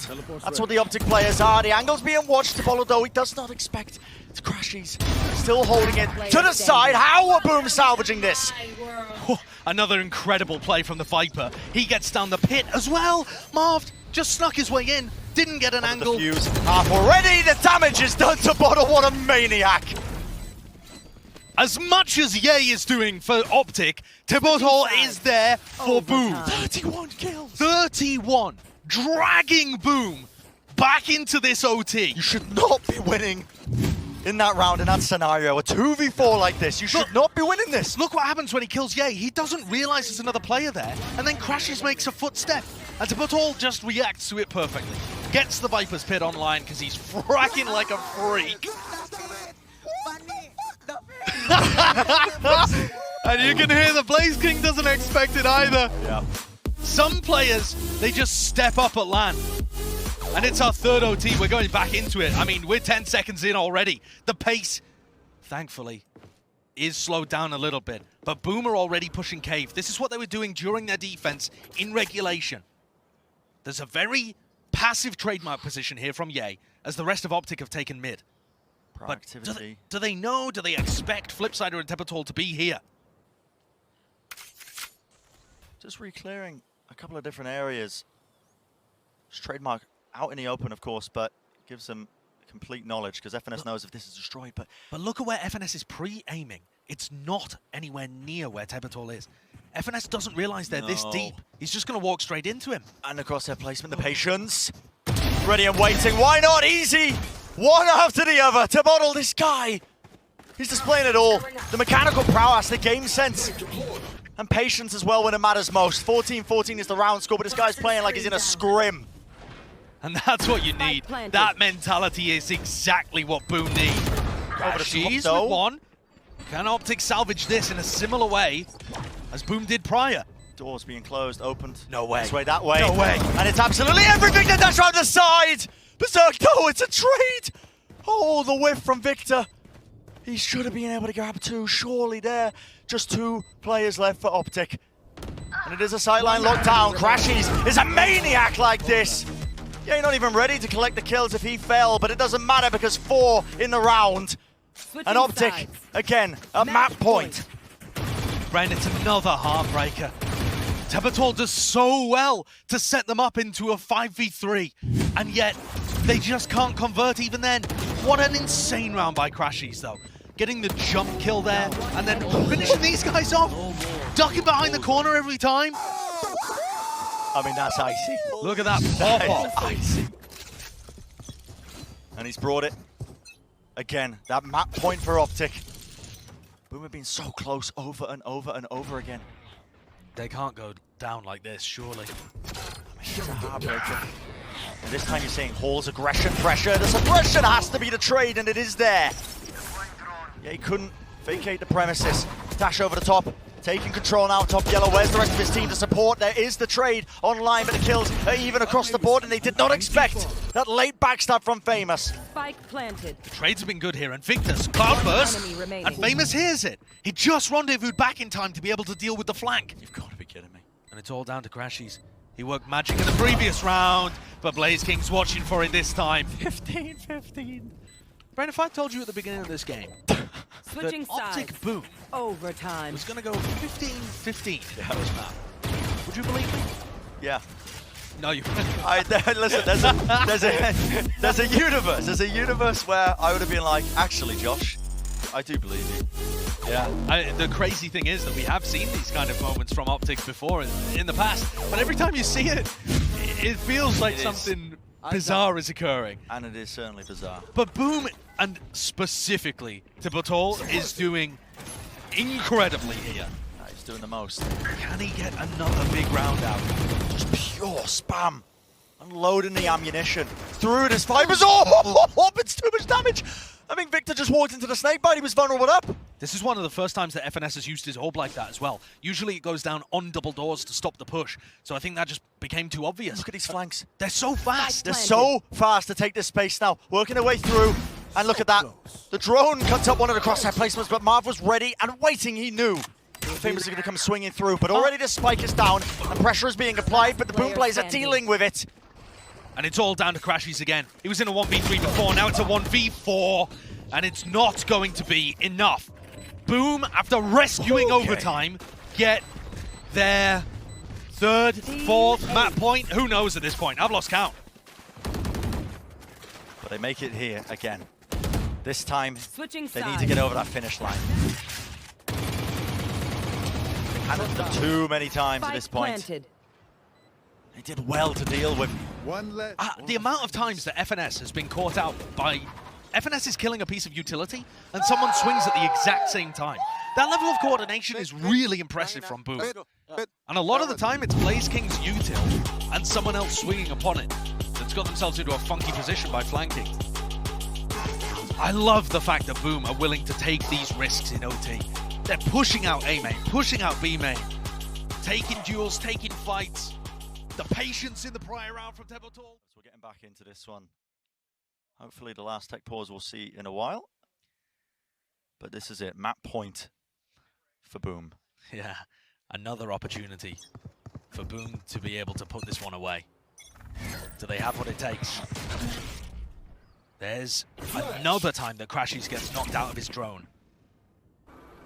It's happened frequently on attack and defense, although that one wasn't a reaction from Flipsider, just based on what Crashies has been doing in the prior rounds. A different way to get into these attack side rounds, forcing that rendezvous back. But Boom, yeah, they've gone for very patient, passive holds with a lot of their attack protocols. This time, it is that early take of mid control, and it looks like they are gearing their way up. And it's a pre-fire spam, just... Why not? Why is Victor not watching? I mean, an extra element, Victor, you need to turn around here. He's done a great job, though. Smokes at his feet. He's going to be surviving for the moment, Marv! Shots being whiffed, a bit of missing, going around all over the bloody shop, but still berserk. Okay, deals with the one, but only two players left standing now for Boom. Shot does being sent into the back of the site. Narrowly evading it, and with that recon dagger supplemented to help him out, it's all now down to Blaze King. The tip tab of the rifle, but it wasn't even planted for him in the first place, and we are going to 16-16. How many more rounds are we going to see? The last round is always the most difficult to get against top-tier opposition. And this map is a case study. The setup there was so interesting by Optic too. It looked funky with Victor being still sat on top of the pyramid, and he definitely could have got punished, but it's not an area that you're normally pre-firing and pre-aiming. And on top of that, he was trying to hold Marv's back and expecting that to be an A split, when in fact, all of Boom were basically coming through double doors. Kind of wild though, the Victor and Marv both got second bites of the apple and were able to get kills out of that. Yeah, no punishment. Almost got caught out. And Optic go back to mid-control. The fifth section of OT rounds that we're witnessing in this map.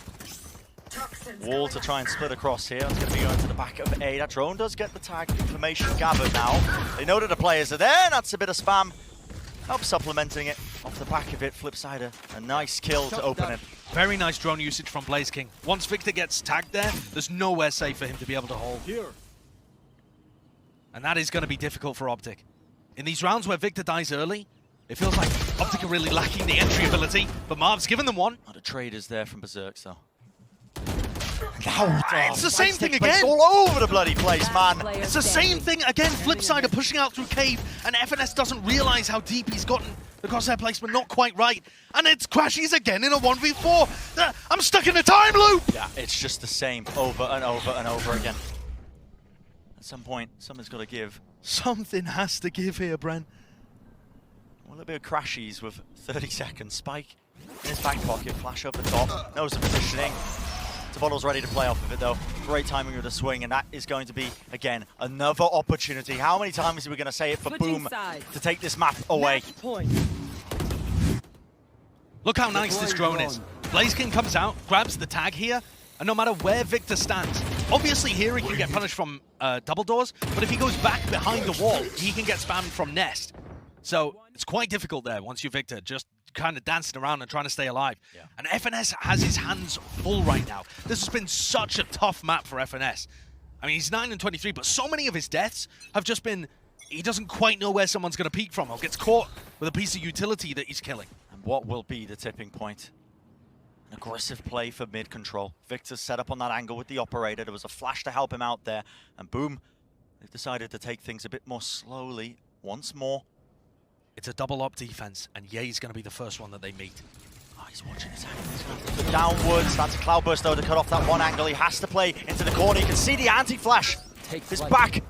And he's just suppressed onslaught of all these players that are coming their way. This time, though, Boom are dealing with it. There will be no crashes to anchor. Berserk's leading the charge for the rest of his team.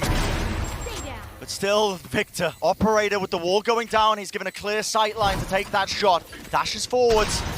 Breaking positioning, even just pre-firing a bit of spam with the right click, one after the other, but finally, it is Boom who take map number 1 in this series. It was a long time coming, but Boom finally put the round on the board that they need to get things started in this series. What a phenomenal performance. Flipside are calling a phenomenal game, great adjustments, but the star player has to be Tebator, the Viper player, who was so consistent and ended up putting up 38 kills. 7 first bloods, playing Viper, 38 kills, countless rounds. Just nasty, absolutely nasty. And I cannot stress enough how important this first map was for Boom to win. Yeah, breeze of the overall course of this series we are going to bind as our next map. This is something that should be heavily favored to Optic. Yeah, I was very impressed with their finals that they played in APAC LCQ when they beat Onyx in order to get here. Their defensive protocols and their setups look really nice, but they're going to be starting on the attack here. And that, I think, is where they're going to be severely tested. Optic are a stellar defensive team, and this is slightly the weaker side for Boom as well. Oh, look at this aggression off the rip. Yeah, just holding the crossfire for each other. What a way to start off this pistol round. The Prowler's going to be given a decent amount of information. But the kills collected, one after the other. He opting for that ghost pickup. 2 kills for him. He actually evacuated as well, and the space was actually taken up. Bit of a vacuum in play. Still Famous, only capable of grabbing the one. Yeah, he's still down to Lamp's position. Left down to that 45 health, and he knows he can hear the footsteps. Bit of patter on top of the wood, enough to know exactly where Berserk was coming from. You're wondering if Ye would be good on pistol rounds now that Chamber's been nerfed a bit? Yeah, just buy a Ghost. Just buy a Ghost, apparently. Yeah, just don't bother about buying Headhunter bullets at all. Kang was ahead of the meta. Yeah, we've actually seen a bunch of different Chambers trying this out after the economy changes, and Ye, as part of this big quad push, was able to do so much work on this pistol round. Yeah. And that's unfortunate, because Boom would love to get one of those under their belt. I think this is honestly, you're going to see things like that pistol round with the quad push. If there's no players waiting around there, this was kind of talking about the composition. Ryan was mentioning it, you know, the fade versus the chamber. You don't have that Sentinel to watch a lot of the flanks. You're going to be susceptible to aggressive takes of a lot of that space, and you're also going to be susceptible to Jämeister, El Diablo, especially when he's up against 100 health targets with a Marshal in his hands. He has his tour de force, like if he dies or if he gets this kill. So that's pretty good for a bonus round. That's quite nice, isn't it? Yeah, that's not too bad. And I mean, He's having to work for it. There's no way, Victor. Oh, Okay. he's not gonna have his he's not gonna have his tour de force. you should have let him die. After all that. You should have let Ye die. There's a prime game in Flawless. There you go. I mean, Ye could easily play over a B long and get that ult online, but yeah, Ye was able to get 4 kills on the pistol, and then you want to put a player like this in position to farm the ecos as well. Because that tour de force is going to make a big difference. If he actually can get it up for the bonus, that's devastating to work against. Yeah. Very, very difficult. It looks like 5 seconds left on the timer, and he's not in position just yet to play for the B orb. He's just running over there right now. It's going to be a snakebite at his feet, though, if he wants to try and play for this one. Yeah, and he's not going for it aggressively. Trailblazer. Okay. Pull into this one just in case there is somebody at a slight off angle. Oh, that utility is just being chucked into B long. Prowler, the Trailblazer on top of it. Now their own comes through. Crashies. They know, obviously. It's a heavy presence on that attack side. Both of these teams are going to have the same approach to the defense. Heavy fighting over B long. And Boom have double initiator with which to play both ends of the map. But Optic don't particularly. They have to focus on one part that they fight heavily over. And you can see with Crashy's Ye over here. They want to deny control of this crucial extremity. Ye only has a Marshal. This is only a Marshal right now. Oh my goodness. And he only has 28 health. Yeah, I mean, a tap at the orb almost cost Ye his life there. He was just holding it down, but they were just spamming that one angle, making sure that they could catch it onto a play. Obviously, the heal is in play, so he's brought back up to 100. There's 30 seconds left here. And Boom have very little map control. Yeah, there's not enough that's been done, honestly, to even fake. But this could be a possibility of an A hit. And look at this now. Just holding right down up close to them. They can try and drop down. They can try and remove FNS. But 3 kills in the round. Almost an inevitability for them, and indeed it is. That's going to be a bonus round secured for Optic. And Boom just not coming up with the right game plan there. They got stuck for over a minute trying to take B long control without actually throwing enough utility and enough bodies in to get the players away and set up a split. You simply cannot have a B hit where 5 players are trying to waterfall out of hookah. Yeah. It just doesn't work at this level at all. It's just too obvious as well with the util. Yeah, just and trickling out one after the other. There's just too many crossfires as well. FNS just mops them up. So now Ye does finally get the finally, it's round 4. He does get the tour de force online. And he's going to be playing B long again. He's opting into using it as well against his half buy, and there is that pace injected into it. I'm not scared of just trying to play fast and loose. Yeah, very fast. Extremely quick. Instance. And Optic didn't really have a counter to the Viper setup that allowed them to get into lamps. I will say, denying the plant well, though. Yeah, there's a lot of utility that's already being used for them. Snakebite to try and vulnerable up. That's Famous just trying to get something done with a shorty in his hands. Not quite. At this point, comes down to that discipline. Just make sure they don't lose anybody. Holding these angles to bottle. How do you get 2 there? But still, it's better weaponry at the end of the day, and it will be the difference maker. Teleport's ready. Yeah, that's a close round, though, considering the economic difference between them. Boom found a really fast short push. And this is what I was saying on Breeze. This team, Boom, is not always fast. They're not always slow. We've seen some really slow rounds from Boom where they tick a minute off the clock without doing a thing. And then they'll throw in a round like this where they're booking it down short. Before you realize what's happened, they're all over lamps. They're into the smoke. Nice switch up. It is. It's nice the way that they play with pace. Yeah. They just need to find opportunities to do that in gun rounds where they can match Optic in the head-to-head. That is going to be the round coming up after this. There's a timeout being taken by Boom. Currently 4 rounds down. We knew it was going to be a tough task for them, though. You head into bind against Optic. And you've got an interesting dynamic coming up as well for this economic swing round, right? Boom are getting rifles back online, but they're 1 round away from being back on a Thrifty. So Boom have to win this next one. Otherwise, it's going to be a devastating start to bind. And the ultimate situation, very interesting here. You got FNS with a Viper's Pit, and Blaze King on the other side with that Nightfall, which is so good at countering Viper ults. You've also got the Seekers in play. There's just so many different tools that will influence how the coaches are trying to dictate this next round coming up. It's definitely one that you want to be throwing all of your ults into for both teams. Pivotal one. Timeout's going to start to fade away. Time is up. What is it going to be for Boom? What are they going to be cooking up in that instance with their coach?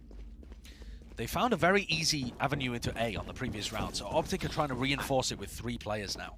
Is it going to be easy again, though? Yeah, he has bought, well, at least the operator, at least from the previous round. And Victor Somebody is bought it for him, I Victor's think. on top of triple, where he can get an angle, potentially, to look over the top of this Viper wall. So any kind of A pressure will meet resistance. It showers they want to fight over. I mean, Ye feels comfortable here with a rendezvous, but he's got a Trailblazer and a boom bot. Oh my goodness. Absolutely everything being thrown at them. Even the molly and the C's over the top. This is a cacophony of utility. Everything being launched at these players. And you can feel the pressure right now. Just have to scamper to the back of the site. Yeah, really nice idea from Boom. It's a huge amount of utility being used, but here it comes. Seekers, Nightfall, everything being expended. One after another, but nice little flick from Ye. The adjustment of the aim, in fact, didn't have to do anything at all. Just running right into his line of sight. One after another, and a spam into the smoke. They know the positioning of these players. They know we're going to be coming from. Oh my goodness. It looks like it might be too much, but it's again Tibotal, who's done a great job so far. They get him free here, still crushes from the high ground, or I should say Victor. Not even much of a factor in that round. Yeah, and it's Boom with a big set play. If you missed what happened at the beginning of that round, they use double drone, the dog, the Trailblazer, and the Boom bot in order to push the Opper away. That's with a suck from the Astra too. So using huge amounts of utility to take Shower's control, and then there's a Seize Nade combo for the people who are running away. Follow-up. And that's such a nice set play, but it uses all of your utility, and you're expecting to get a pick out of it. And Optic reacted to it perfectly. They just ran. They just ran away. Yeah. But they reacted in time, so they avoided any casualties. So the idea, whether or not that was set up in that prior timeout, just doesn't quite come to fruition here for Boom. And it is a devastating beginning to Bind. I said Boom looked better on their defensive side, but you still need to put up some rounds in this half. It's so difficult. The more risks you take, the more you're just taking liberties right into the op sight lines that Ye's going to be holding. He's been maneuvering his way around the map as well. It's the way he likes to play this. You never quite know where that setup's going to be. Most of it as well. Maybe the jump peak. Or pre-fire with a shot, a bit of spam being exchanged here and there. But look at how safe Marv is playing this. Yeah, just going for the... He's going for the kind of straight up and down jiggle peak that ends up with your head getting... That is knocked off. punishable. Yeah, I was about to say, that is punishable. I've seen it a couple of times, but Nade slams his way into the back. A triple. Spike goes down to go down, and that's a bit of run and gun action. Stinger. Why not? Showstopper now online off the back of the plant, and Victor just could not get out of there in time. He tried to satchel to avoid a lot of the space and movement that was coming his way, but Seeker's going to be broken. Definitely now leading the charge for the rest of his team. He does have that rifle in his hand. Even the Trailblazer used broken early, though. And it feels like these thrifty rounds have been the most successful attempts for Boom. Yeah. Can they hold on? It's only Famous with a Phantom. Being able to get into that post plant should be favoured. Lovely trade from Famous with the rifle. Has to do good work with it. In fact, he's got that nade back online. Even the pull being used to disrupt it, but Crashies is right in their face. And two of their heads ripped clean off. You have to stick this though, and half on it should have it. With just a second to work with, and the faith in Ye. How are they able to recover that one? Another monster round from Crashies. Famous doing a great job of getting in here, recovering a rifle, helping his team. The trade was good, like you said, but Crashies being able to dodge the Seize Nade combo and kill both of those players, Tibotal and Famous. It's just ridiculous. And then the faith in Ye. Look look at at him. Look at that smile on his face. Look at that smile. He knows Ye's good for it. Yeah. Ye, It's the percentage Ye play. definitely good for it, by the way. Look at the scoreboard, 13 and 2. He's a menace. He is, in fact, a menace. You wouldn't think that Chambers been nerfed. If you looked at it, you wouldn't think it. No, you wouldn't. And Crashies has another ult online. He's been farming these up so quickly. Oh, and the bait. It's a bit of a half claim, and they walk into him. And Ye just will not be denied. El Diablo is feasting tonight. His area of the map, Showers control, locked down entirely. Found one. Just not enough spacing. Of course, the collapse brings them all down. There's that pressure though that's being applied. Flipside has made its way into Lamps. Collects the 1 kill onto Crashies, backs away for but a moment. And Lamps has definitely been an area that Optic are not fighting for super heavily. Boom have realised this. And FNS going for it. Oh, what a perfect timing. Confidence to try and do that as well when it comes to that 2v2, but he knew he could catch that timing, and he suspects where Blaze King is. He's got a great idea of it. And for Blaze King, FNS could be inside the teleporter still. Yeah. FNS could be in hookah. FNS could be on site. FNS has played that majestically, hasn't he? He really has. A lovely round, but it did get scrappy again. Considering how well Ye did, picking up 3 in showers, it's another round that's close, but not close enough for Boom. They're still at the deficit. It's just off the mark by 1 or 2 kills. Yeah. Just ever so slightly. Yeah, it's a fraction. And, you know, Jess was making the point on the desk that with Berserk's not... I mean, look at that lineup. Just moments taken before disaster. Yeah. Absolute freeze frame. Marv's body on the floor as well. Just absurd. Jess was making the point that Berserk's wasn't really... Lamps is definitely an area that's not being contested right now. Most teams on their defense side are going to have protocols for clearing out, you know, when the Viper wall goes up, and actually this is a different one being used right now for Flipsider, but when that normal Viper wall goes up for Lamps control, there's a piece of utility to stop people pushing off the back of it. And instead, Optic are just giving Boom Lamps.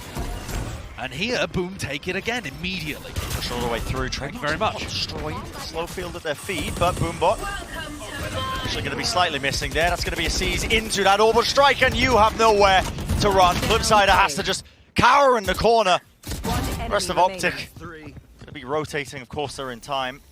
Enough of it's been bought prior in this round. And if there was any question about whether or not Optic are still looking like the world's best on bind, they are absolutely dealing with everything the Boom are throwing at them. They don't need Lamps control. You saw in that round, Ye just put down his trademark to see whether or not it was a fake. And the element of the game as well that I was thinking about when I was looking at these compositions, Josh, hasn't even come to fruition. You haven't even seen aspects of deep lurks happening where they're trying to capitalize off the fact that there's no chamber being ran. No, Optic are not particularly pushing on the defense. Something they used to do all the time against teams that didn't play chamber. Yeah. But Boom are playing fast enough in these A hits that would be pointless. It leaves no doubt. Yeah. There's no doubt to where the push is coming.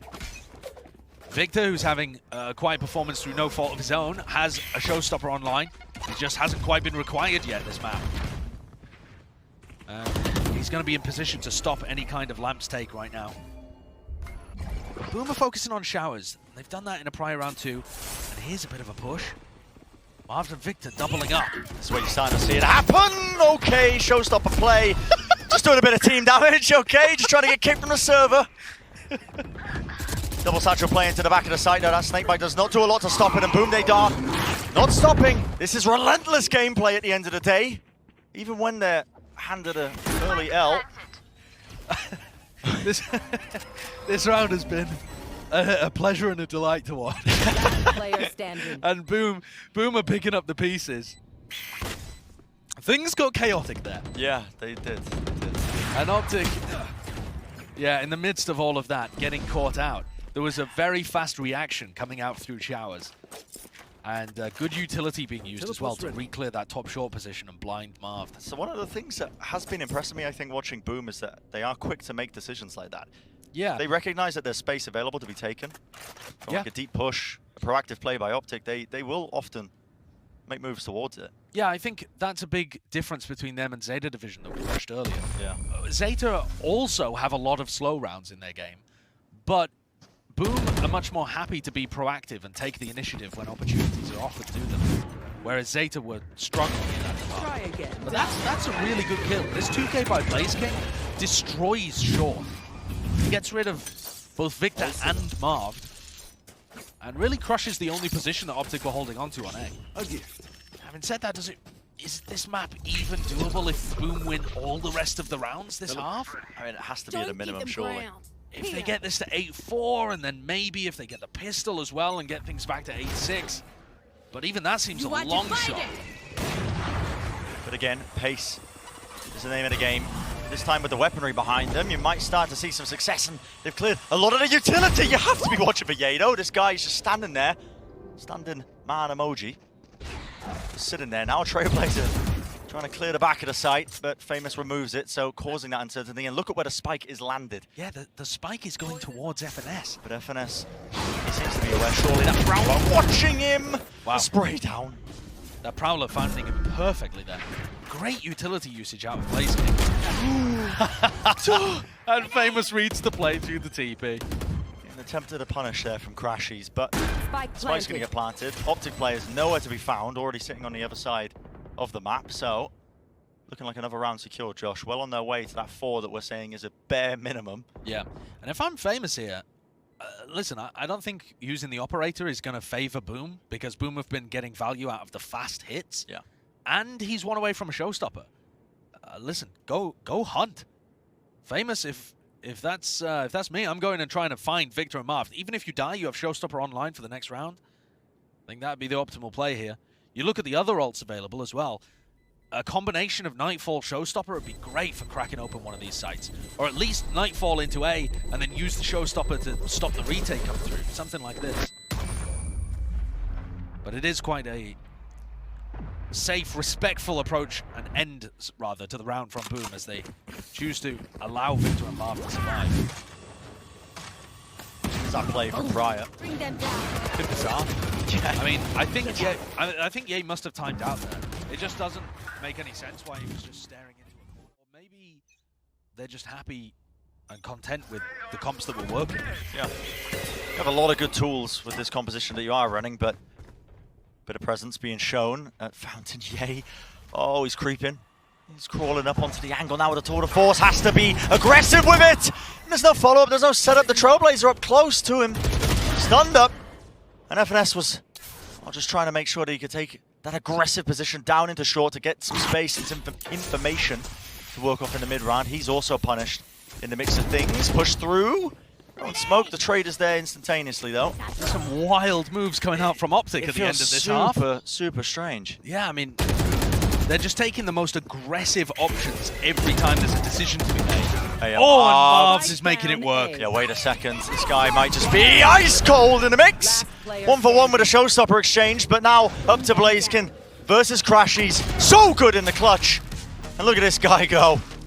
Crashies has simply been monstrously good in these situations.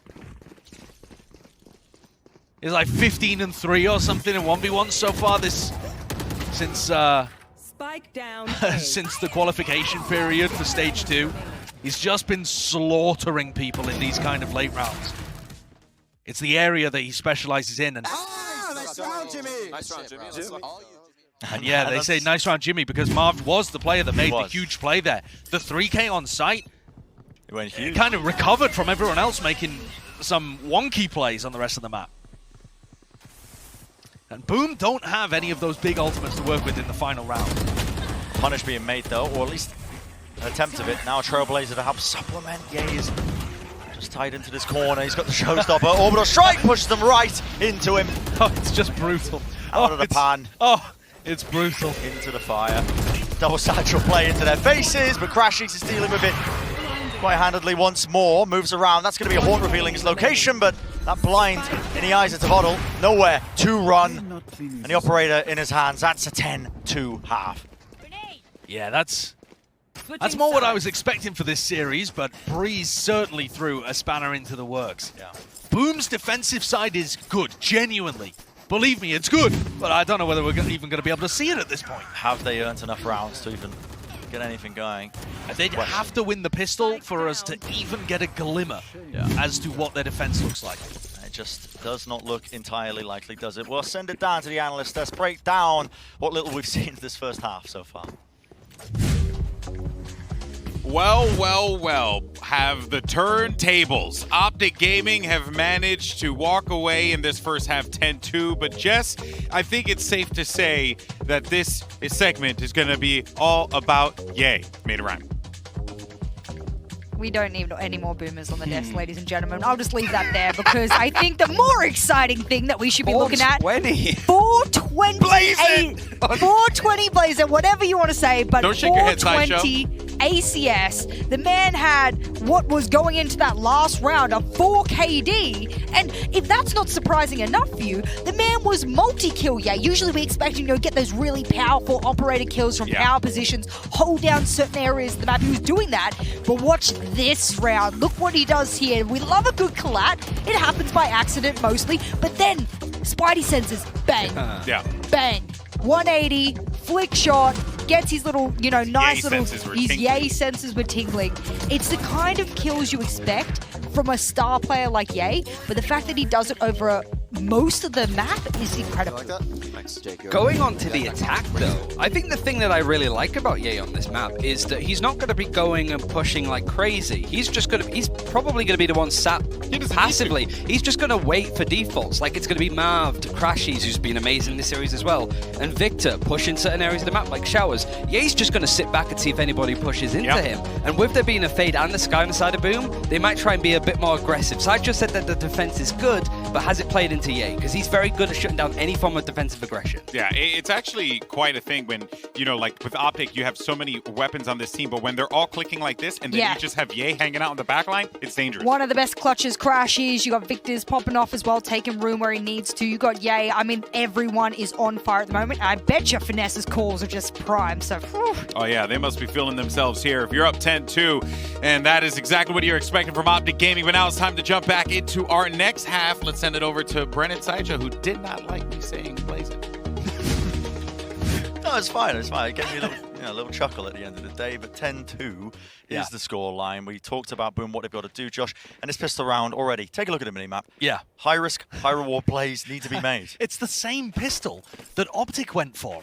The 4-player stack towards short. And Boom are just going to put this into one big last hurrah. Yeah. This round is going to be over within 5 seconds, it feels like, because already absolutely into the meat grinder. The players are going to be meeting themselves at the pistols, one after the other. It's down to the 1v1. It's 10 seconds in. 10 seconds in, and you've got the two IGLs battling against each other. FNS knows this pistol round strat. He knows where Flipside is going to be. Into spawn using the wall, this slight angle. What's the players? Flipside are just going to bide his time, wait it out, look for a noise cue. FNS is just trying to clear it, and well, guess what? The wrong gamble. Boom, they get that pistol round that they were looking for. I mean, just mind games on mind games there. They both try the exact same pistol round. It goes down to the 1v1. You got both IGLs, both big brains. FNS looking to try and catch Flipsider out, and Flipsider's just waiting for the tap. Just hold it up. Just purely playing for the 1v1 retake clutch. It looks too easy for Flipsider, but from FNS's point of view, he really was trying to make an intelligent play there. Okay, I like it. We're gonna get to see a little bit more of Boom here. They've got some things that I think they do very nicely. Flipsider with his classic defensive anchoring here of A. He puts down his Viper Orb on the default spot.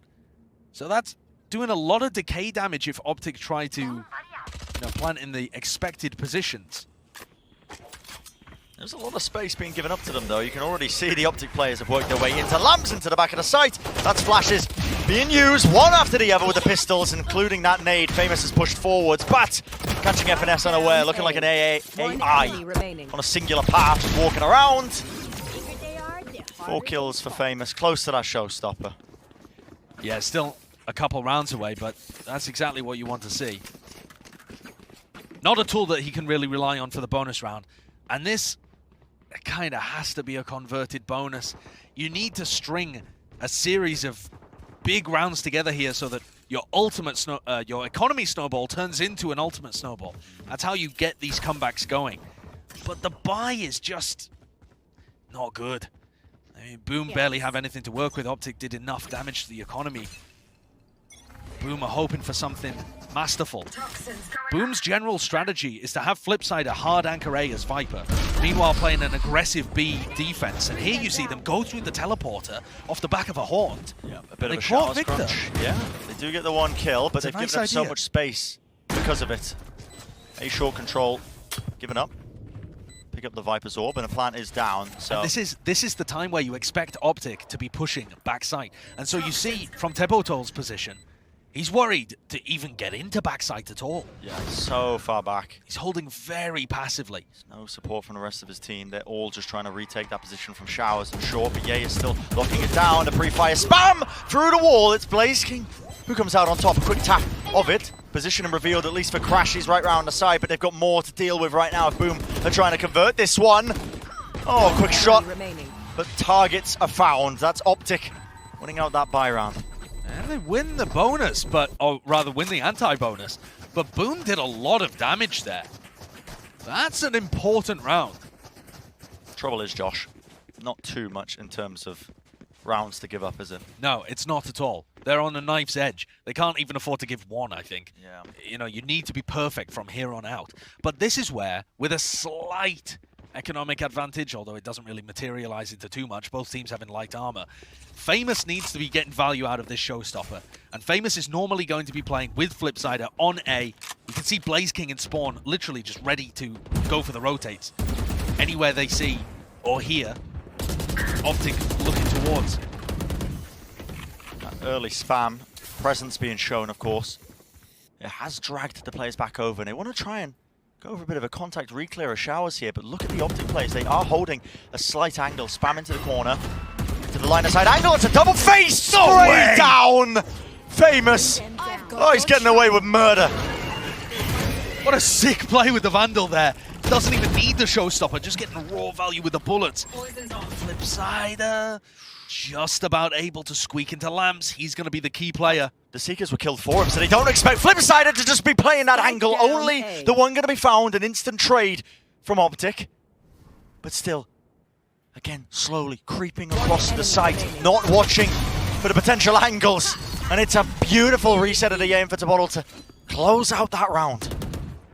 Optic going for the gamble play, contacting in through short, gets caught by Flipsider, contacting around through Showers, gets caught by Tebotol. Really good play by Boom on their defense. But this, how do you do this that? is how absurd. Do you do that? What a play by Famous. And that's actually got a bit of momentum now beneath Boom. Still a long, long way to go. And you look at the score up top, just 2 rounds, that's all Optic need. We mentioned it over and over again when we were watching that Breeze map. Sometimes those 2 rounds are the hardest, however Victor's going to be making it just that bit easier. Yeah, Famous not waiting for the rest of the utility to try to re-clear Showers. Half buy as well, Josh. Yeah, just decides to swing into it. Optic do not win many of these thrifties. And you cannot be giving up this much space to damage! Blaze King does salvage it, gets the trade off, but has to run away. Drop down to 20 health. Marv was thinking about going for an ult there, and at this point, Berserks becomes an extremely important player. Holding onto Octagon is so important right now, and he just doesn't have a clue that there's 2 in hookah. He's completely missed them, and he's going to be making a call that, guys, I pushed all the way through Fountain. I haven't found a player. They got to be lurking over towards A. Can he hear Marved? Does he hear Marved? Not at all! Marved catches the correct timing. And the players of Optic, they're already in the site. They've been cautious the entire time. Walking up, not making any sound cues. Little do they know it's a free site for them. That works. They planted for back site, which is where Blaze King is just about to walk into. 20 health. Bit of spam will do it. He's going to be 1 HP either way. Yeah, the decay kicking in and out. Snake bite on one side, blocks up. Slide angle, and it reveals it. Feels almost intentional with the way that Viper's Pit is set up. It looks like just about in range to get the highlight on him. And this would be an incredible Tebotol. Yeah. It just wanders into Marved, and that is a brutal heartbreaker. You've got to be the most careful of when you're on the half buy, when you're up against it. It's so difficult to keep any sort of momentum going. Yeah, and just a small misplay by Famous, and then Berserks, as Famous tries to... He doesn't even really re-challenge there. He's just trying to dip his head back in to throw a grenade, and immediately run away, but he gets punished by Victor. And then Berserks with a misread of where Optic were going. And that is the sound of someone who realizes the second map has slipped away from them. At point for Optic, one more. Get to that critical map number 3. There are so many good ults here for Boom to use, but even if they expend them all in this round, it doesn't break Optic's economy. So they need to be stingy. It's their only way of mounting a comeback. Double face though, that's going to be taken out, yay. It's going to be throwing a couple of question marks into the overall game plan of Optic. What do they want to do now? They've lost him, so they're probably going to have to go with a bit of pace now. That's a showstopper right into the players! Victor deals with it. That could have been absolutely massive. And pound for pound, Victor's going to be releasing his own ult. Halfway on a duration, a pull, vulnerable up, Nightfall on top of it, but just pre-fired into the Viper's pit. Backed away. No more sound cues for them. They're going to be missing a lot of information into this one, but Marv is still holding the position. Drops the smoke, and he's got the orbital strike in his back pocket. Difficult to find a timing though when you're playing inside lamps, but he's not getting pressured at all. Player's going to be pushing forwards. It's going to be a cosmic divide to split it across. You have to push forwards here. Boom! They do have an opening, but is it enough? Down to that 1v1. And time is still going to start to tick now. On the wrong side of the wall, that will do it. The final blow for Victor, and it secures map number 2. Business as usual for Optic. No celebrations particularly to speak of. That's the job. But I think that comes with some weaknesses as well. It's been a while since Optic were the innovators. It's been a while since they were setting the meta on certain degrees. And the Neon comps, they've been around for a while now. The weaknesses are known to a degree. It does give Boom a bit of an opening. It gives both teams an opening, I think. I would expect Optic to have a pretty decent advantage here. Except for what Jess was talking about. Their most recent LAN performances on this map have been fairly disastrous, but that's against top level teams. Look how fast Berserks are trying to collapse onto these Hall players. Yep, and they've just pincered them right into Halls here. The follow-up is there from Blaze King. That's a great trade. The positioning was there. That's a really nice play. Whenever you're doing these A splits, it's so important for the dish players to reactively push. No time wasted though. A lot of the ammunition just going straight from the pistols. The frenzies in their hands at the end of the day though. Enough bodies there to get a reload off and trade and swing through, even with the plant on top of it. But you're exactly right, Josh, what you're talking about in terms of just taking space aggressively, making sure that you're able to posture the players, the defensive players who are trying to hold Halls in that setup. Yeah, for Boom on attack, it's all about the reaction. And so as they're taking this fight, you know, and as Flipsider rendezvous away, all of these players that were playing over at Dish run in at the back and crunch the Optic guys playing Halls. That is exactly what you want to see. That theme will extend throughout multiple attacking rounds. And now it does look likely that Boom are just going to go into the classic B exec. And it's only really Crashies to receive with a classic in hand. Yeah, Crashy should know that this is coming, especially with the smokes drop down. Stuns to rip across now. Tower needs to be cleared though. It's a flash to play into this one. Berserk's got to be careful. Bit of raw spam. Why not? And while all this was happening as well, Horse was being pushed out early on by Optic in this round. It's a double face from them, but are they going to have the discipline to clear this one through? Jump peeking in play. It does set up Ye nicely for the kill, but still working with very poor weaponry. However, manages to find himself an upgrade, a pretty good one at that. The Bulldog, can he do some damage with it? Yeah, any economic damage here is useful, especially getting that Vandal out of the hands of Flipsider, nice who does hit the deck, but it's going to get recovered by the rest of his team. And Boom managed to fairly cleanly get a B site hit working. So they're going to have some decent weaponry, a Bulldog, a Vandal at least, to head into this one. Yeah, the A hit into the B hit there, not really revealing too much of the overall game plan. It's all been very standard so far from Boom. I think the pistol round was a nice idea I'd like to see more of. Usually you see those reactive pushes coming out from the teams playing double duelist. Where's this guy? Yeah, this is an interesting one, isn't it? A big Molly lineup here to start from Blaze King. Right, and this is part of a fast push. What a lovely lineup. Yeah, that's going to be punishing any player that just tries to hold on those steps, but that's a fragment nade that's going to be used. Phone line! Crashy should not be favored there, but still, the singular shot that he needed. And a bit of a spray down, even while he's fully blind, locking down the tower. And he gets a third as well. I mean, Crashy's caught dead to rights. He should have been caught dead to rights. Yeah, blessed by God, apparently. Yeah, and Crashies finds 3, Marv finds 2. That was a huge site exec. And the anchors held strong perfectly. first bullet. Crushes Spike comes First down, bullet. B. And then full blind. He's stunned and he's full blind. Yeah. And then he trades out Marv. The decision making, I think, is quite good there as well. He lays down the fragment nade, but he expects to be pressured from behind there in tower. Yeah. Makes sure that nobody can swing into him. Buys enough time for the rest of his team to rotate as well. Yeah, it's smart play. Crashies has always been a LAN player too. You look at his online stats and you might be like, well, is this really a guy who's in the talking for best initiator player? But at LAN, he delivers so many crucial kills. So and there's FNS tucked his way from an arcade push underneath. Gonna be ready for this one. Oh my goodness, the orbital strike does split them up. It's only Berserk who's got themselves onto the site with the Rolling Thunder, but already the Optic players, they've lined up for it. Oh, so much damage being done. It's Istambul again who comes up with the kills. Lining up the kill feed. BlazeKing with a slight off angle, and he's found his target. Victor just wandering right into the sight lines. And this is a great post plan for BlazeKing. Has the molly, orbital strike, huge tools to work in. But Ye knows where he is. And this flash is going to be for Ye to peek.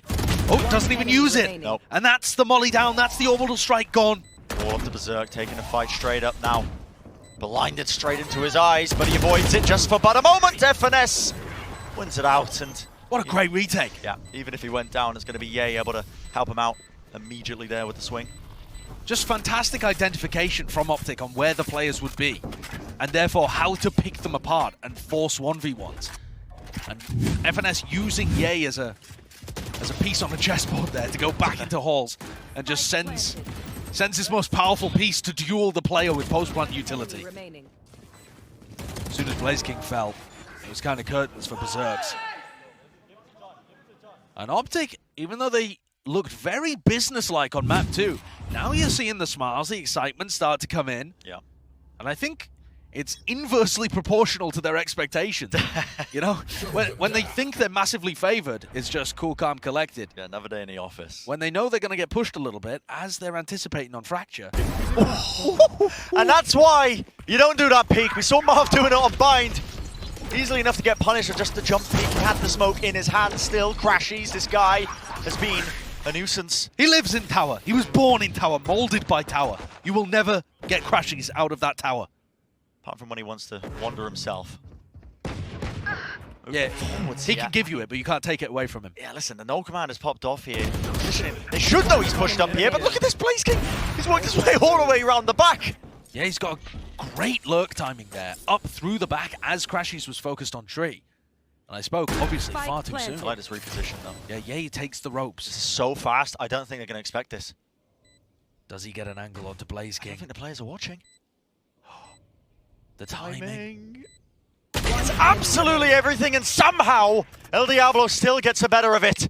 Down to that 1v1, he's forced it into this situation. He's given away with his positioning. Sidestepped. Yep, that fault line is going to be revealing it. Teleport's ready. Flash through the box as well. It's dodged, but time running so low now, and it has to be played just a slight angle, the shoulder peeking through, and it gives Ye every opportunity, all the information to make the right moves. What a sick play from Ye. That is a nasty clutch. He even managed to dodge the flash that came out too. Yeah. Putting Tavotal under so much pressure that he just decided to give away his position with the fault line. Instead of, I mean, that's a great shot to start out. But remember that this was a thrifty round, right? Yeah. I mean, Boom should not have had too much of an opportunity in that one.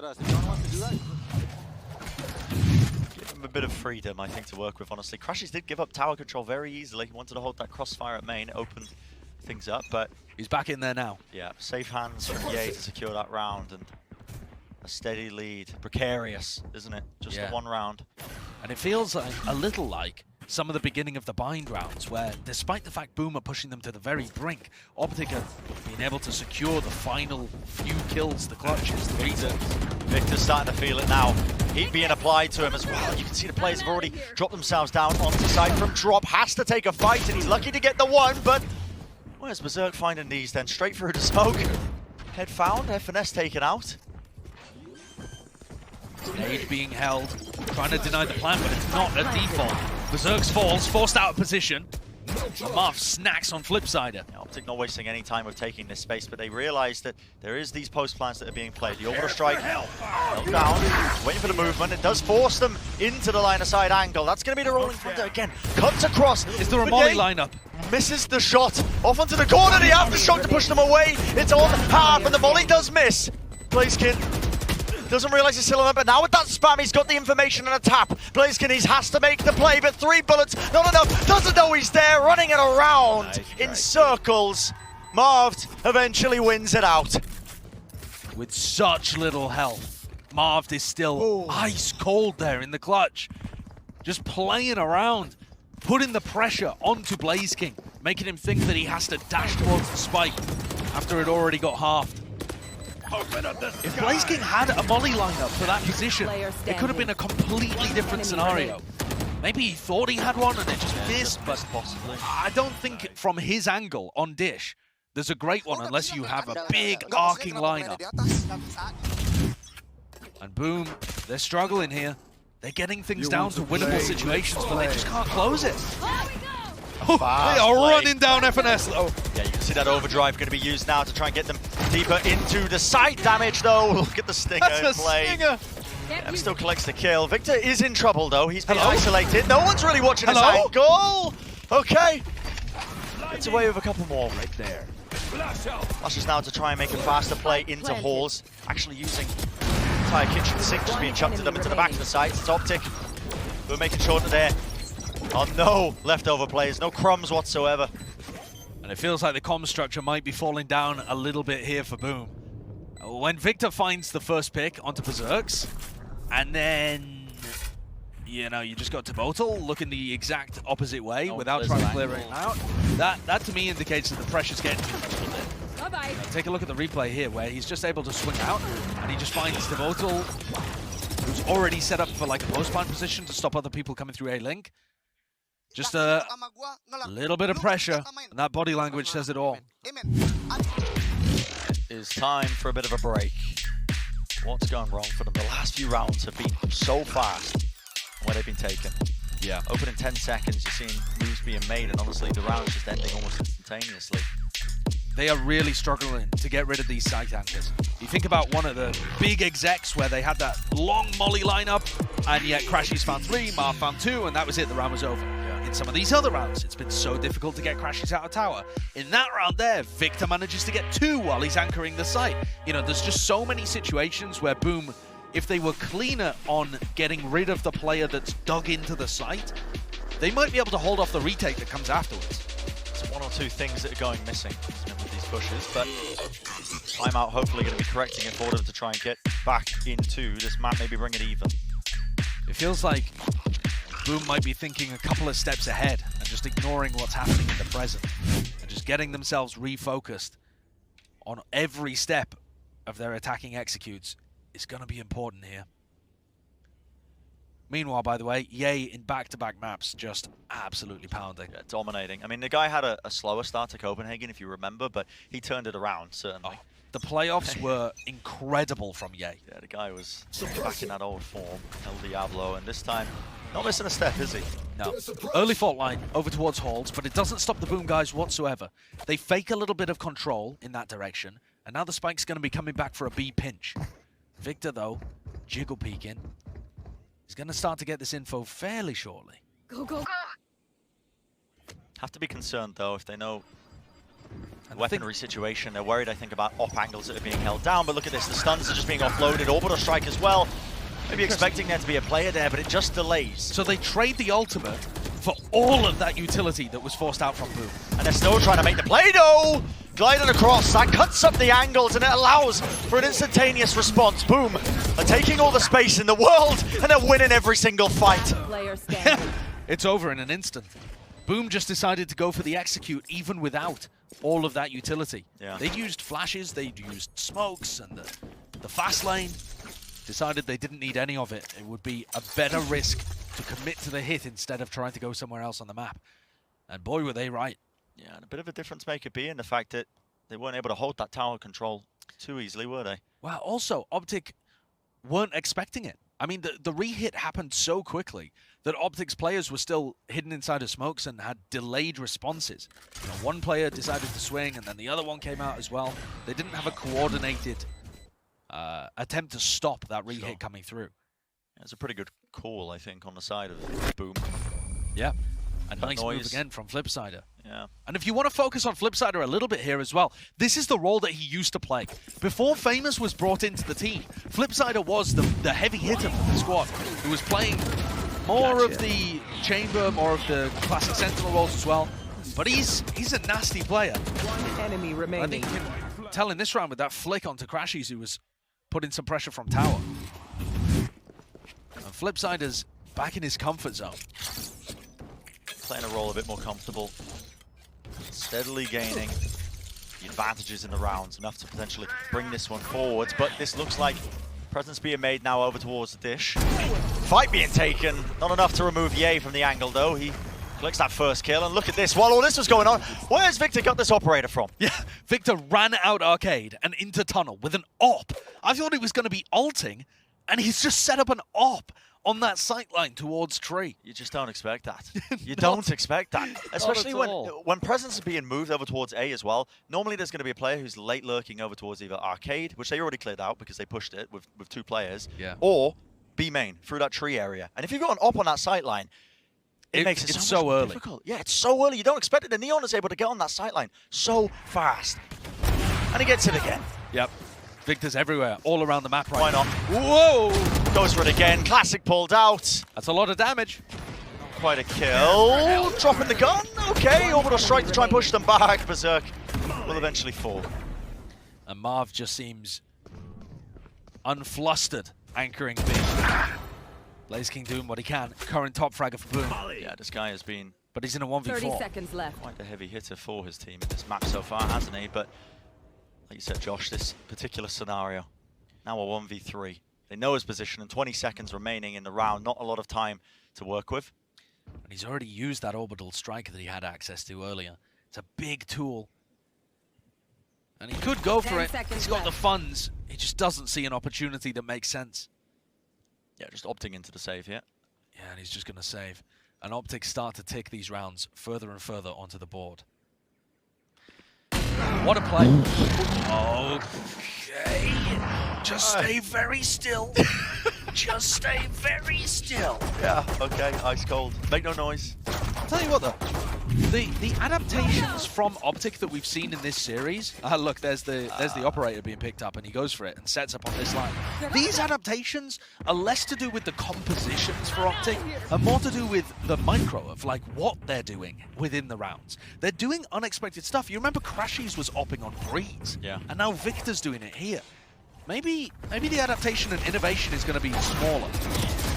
Rather than big compositional changes, but another fight taking place. And again, no one's really locking down that one angle. It's a crossfire to spam through the wall. FNS, wallbang kills abound. Flipsider though, he's eventually going to return. That's a nice trade. With FNS gone, they're not going to have that utility to push them back. Bit of noise being cut and a push through the smoke with the flash to try and help it out. Good trade from Ye, despite the fact he has an op in his hands. He's really feeling it. It's a confident peak. And Ye now is a little bit stuck. Yeah, he's pushed back into the corner here. Yeah, doesn't have his rendezvous whatsoever. Crashes with a knockdown. Look, Ye with a headshot, didn't even need to. But he's guessing. Where's the positioning? The jump peak. Gives him all the info. He's already got 3 on the round. And for Crashies, he can just play to contain. He just needs to take a look over towards tree and stop Blaze King from rotating. In the 1v2, 40 seconds.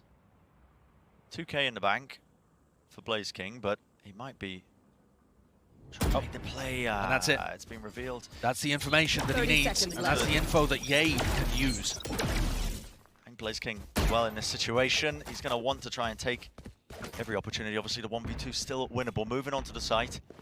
He has been given a lot of free reign here because Crashies has been just avoiding free? it, but through main, positioning, still avoiding it. Schultz tags him. There it is, slowed down to a crawl, enough for Crashies to eventually catch up to it.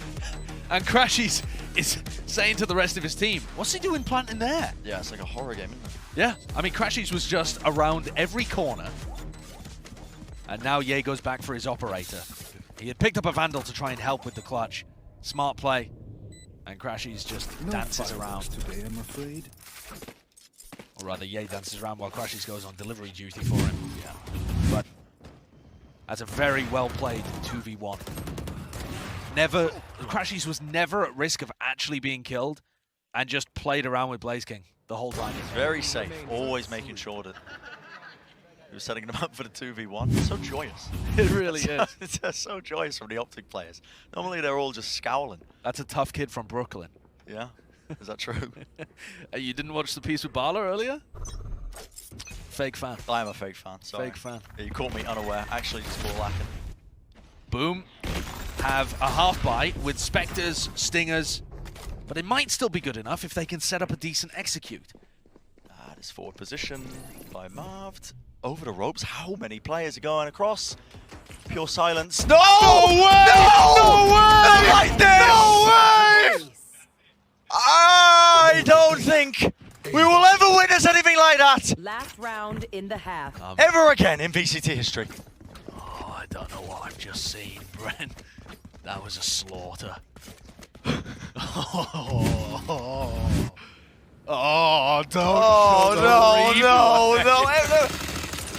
One enemy.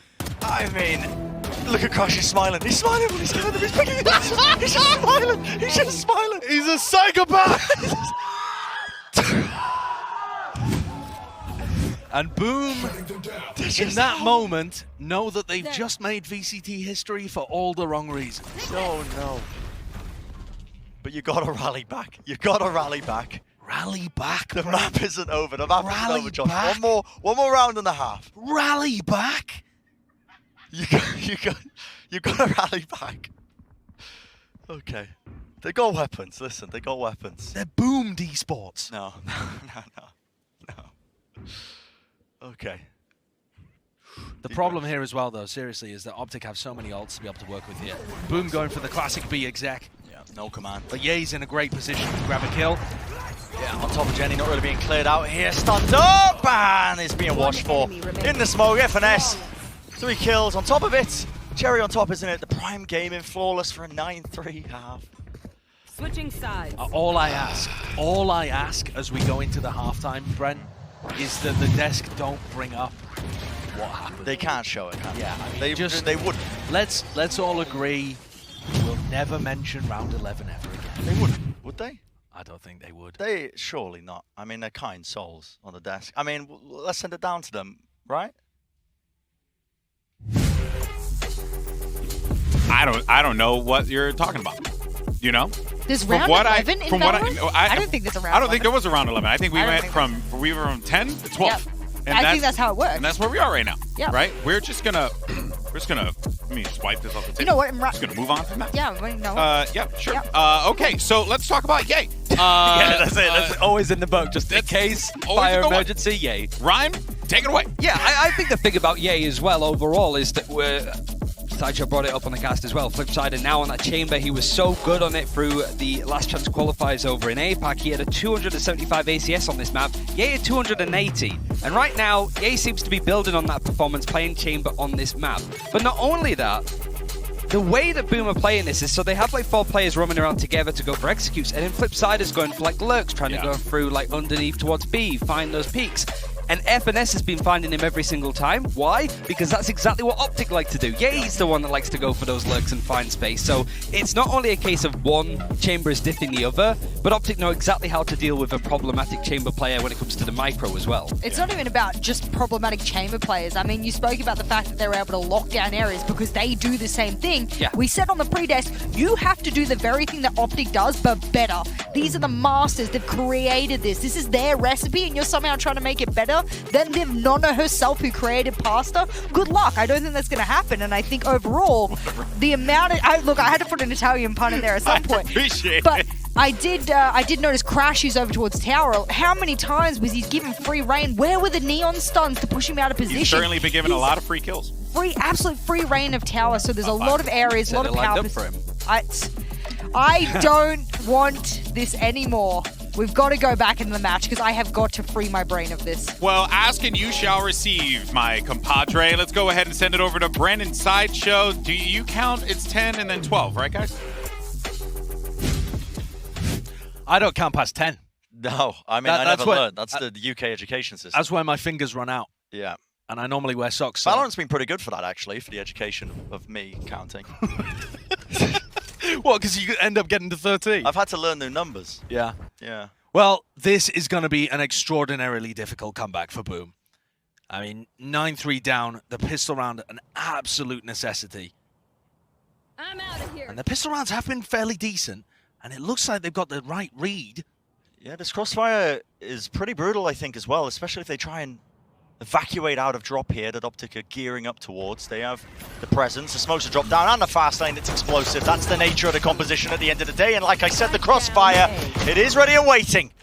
The Boom players, they managed to deal with just the players exploding out onto the site, but how do you deal with FNS? Just wide swinging into him with the classic makes it look like a ghost. Yeah, good headshot from FNS. Spike planted. Immediately puts the aim punch down, and Flipside is in a 2v1, a 1v2 rather.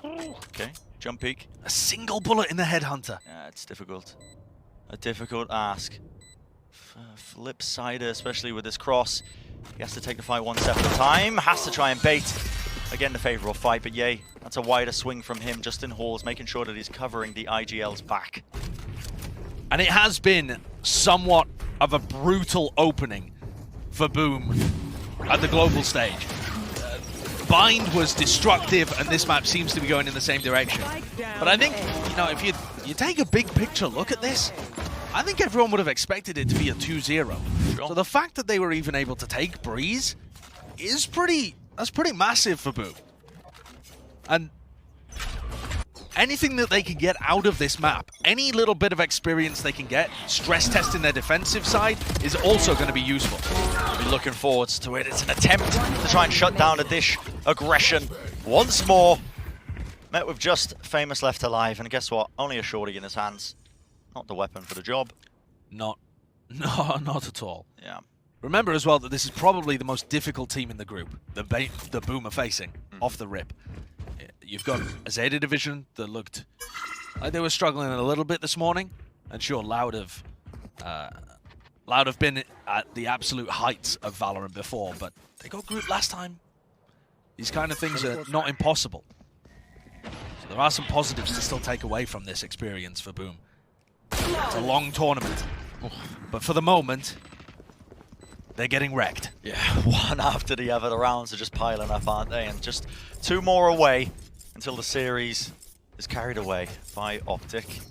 Famous down at the bottom of the scoreboard as well, 2-12, kind of struggling on the KO. We were talking about how much depth there was to this guy's agent pool. Yeah. Playing the Raze as an entry, playing the Chamber sometimes as well, and some of the more supportive initiator roles like Sova and KO, just depending on what map it is. But something just hasn't quite clicked for him on this map so far, with his job being to, you know, get in there, support, and trade out. Sure. Berserk's maybe just an extremely supportive role, flashing for the Neon. Rifles in hand, this is the round to win if you Boom. You have to win it, but already this aggressive play into the spawn. No information gathered, but a slight whiff there from Victor. And he's mad enough to stun Crashies. Yep, lucky that he doesn't get punished in stunning his teammate, as you mentioned. This has just dragged so much attention away from B. And the spike, the spike was making its way into the site. And it is pure chaos. Pandemonium has been injected into this round. Damage is done with the shots that are being rattled off. Look at the body shot there onto Famous, dragging him down to very low health indeed. Just no one really just keeping a mindful eye on tower control. Still being locked down by Marv. The molly pushed through. That's the bottle. Trying to make the most of it right now, but it is that 2v2. And for Crashies, he doesn't know where to put his crosshair right now. Devoto still with a stun, still with a flash, playing in tower. One enemy remaining. Running around, a single bullet will do the job, and eventually Devoto's going to be spectating the rest of them. The crossfire, it's again what feels like just a bit of an easy one, even with all that chaos of swirling around at the beginning of that one. Now we're at series point for Optic. They were always favoured to move on into the upper side of this group, but the manner in which they've done it has been a pretty interesting one today. For Fracture, though, I think they'll be pretty happy to get another win on the board after, as Jess was talking about before this map kicked off. It's been shaky for them recently. It has. Yeah. And I don't really think that they're doing anything spectacular here, but more so they're executing their game plan extremely well. Last-ditch effort here for Boom. You can see the desperation plays being made. Heavy push up through into B main, through tree. It's up to Flipsider now. He's got the judge, but way too much discipline from the Optic guys. They know there's going to be that second player there with a flash play. Crashes, covers it, locking down Sand. 3v4, footsteps abound. They can hear where they're coming from. The flash play pops right into it. One singular player left standing. It's all down to Blaze King. He does do a lot of damage, a lot of work. Dropping, crashes down to his knees. Get another one for the stats, Blaze King. The time running so short. If he gets another kill, he does actually have Orbital Strike online. Smoke as well. Oh, Blaze King's been nasty before. Opens up the door. He does not know where these players are currently located. And time is running so low. You have to start to get a move on now if there's any shot, any chance whatsoever, but it's looking like just pure inevitability. The double face from Optic and the confidence is there. That will seal the deal. The series being won by Optic. It's what we expected at the end of the day. Boom didn't make them sweat, at least initially. Yeah, I think Boom can be very happy with what they were able to put out.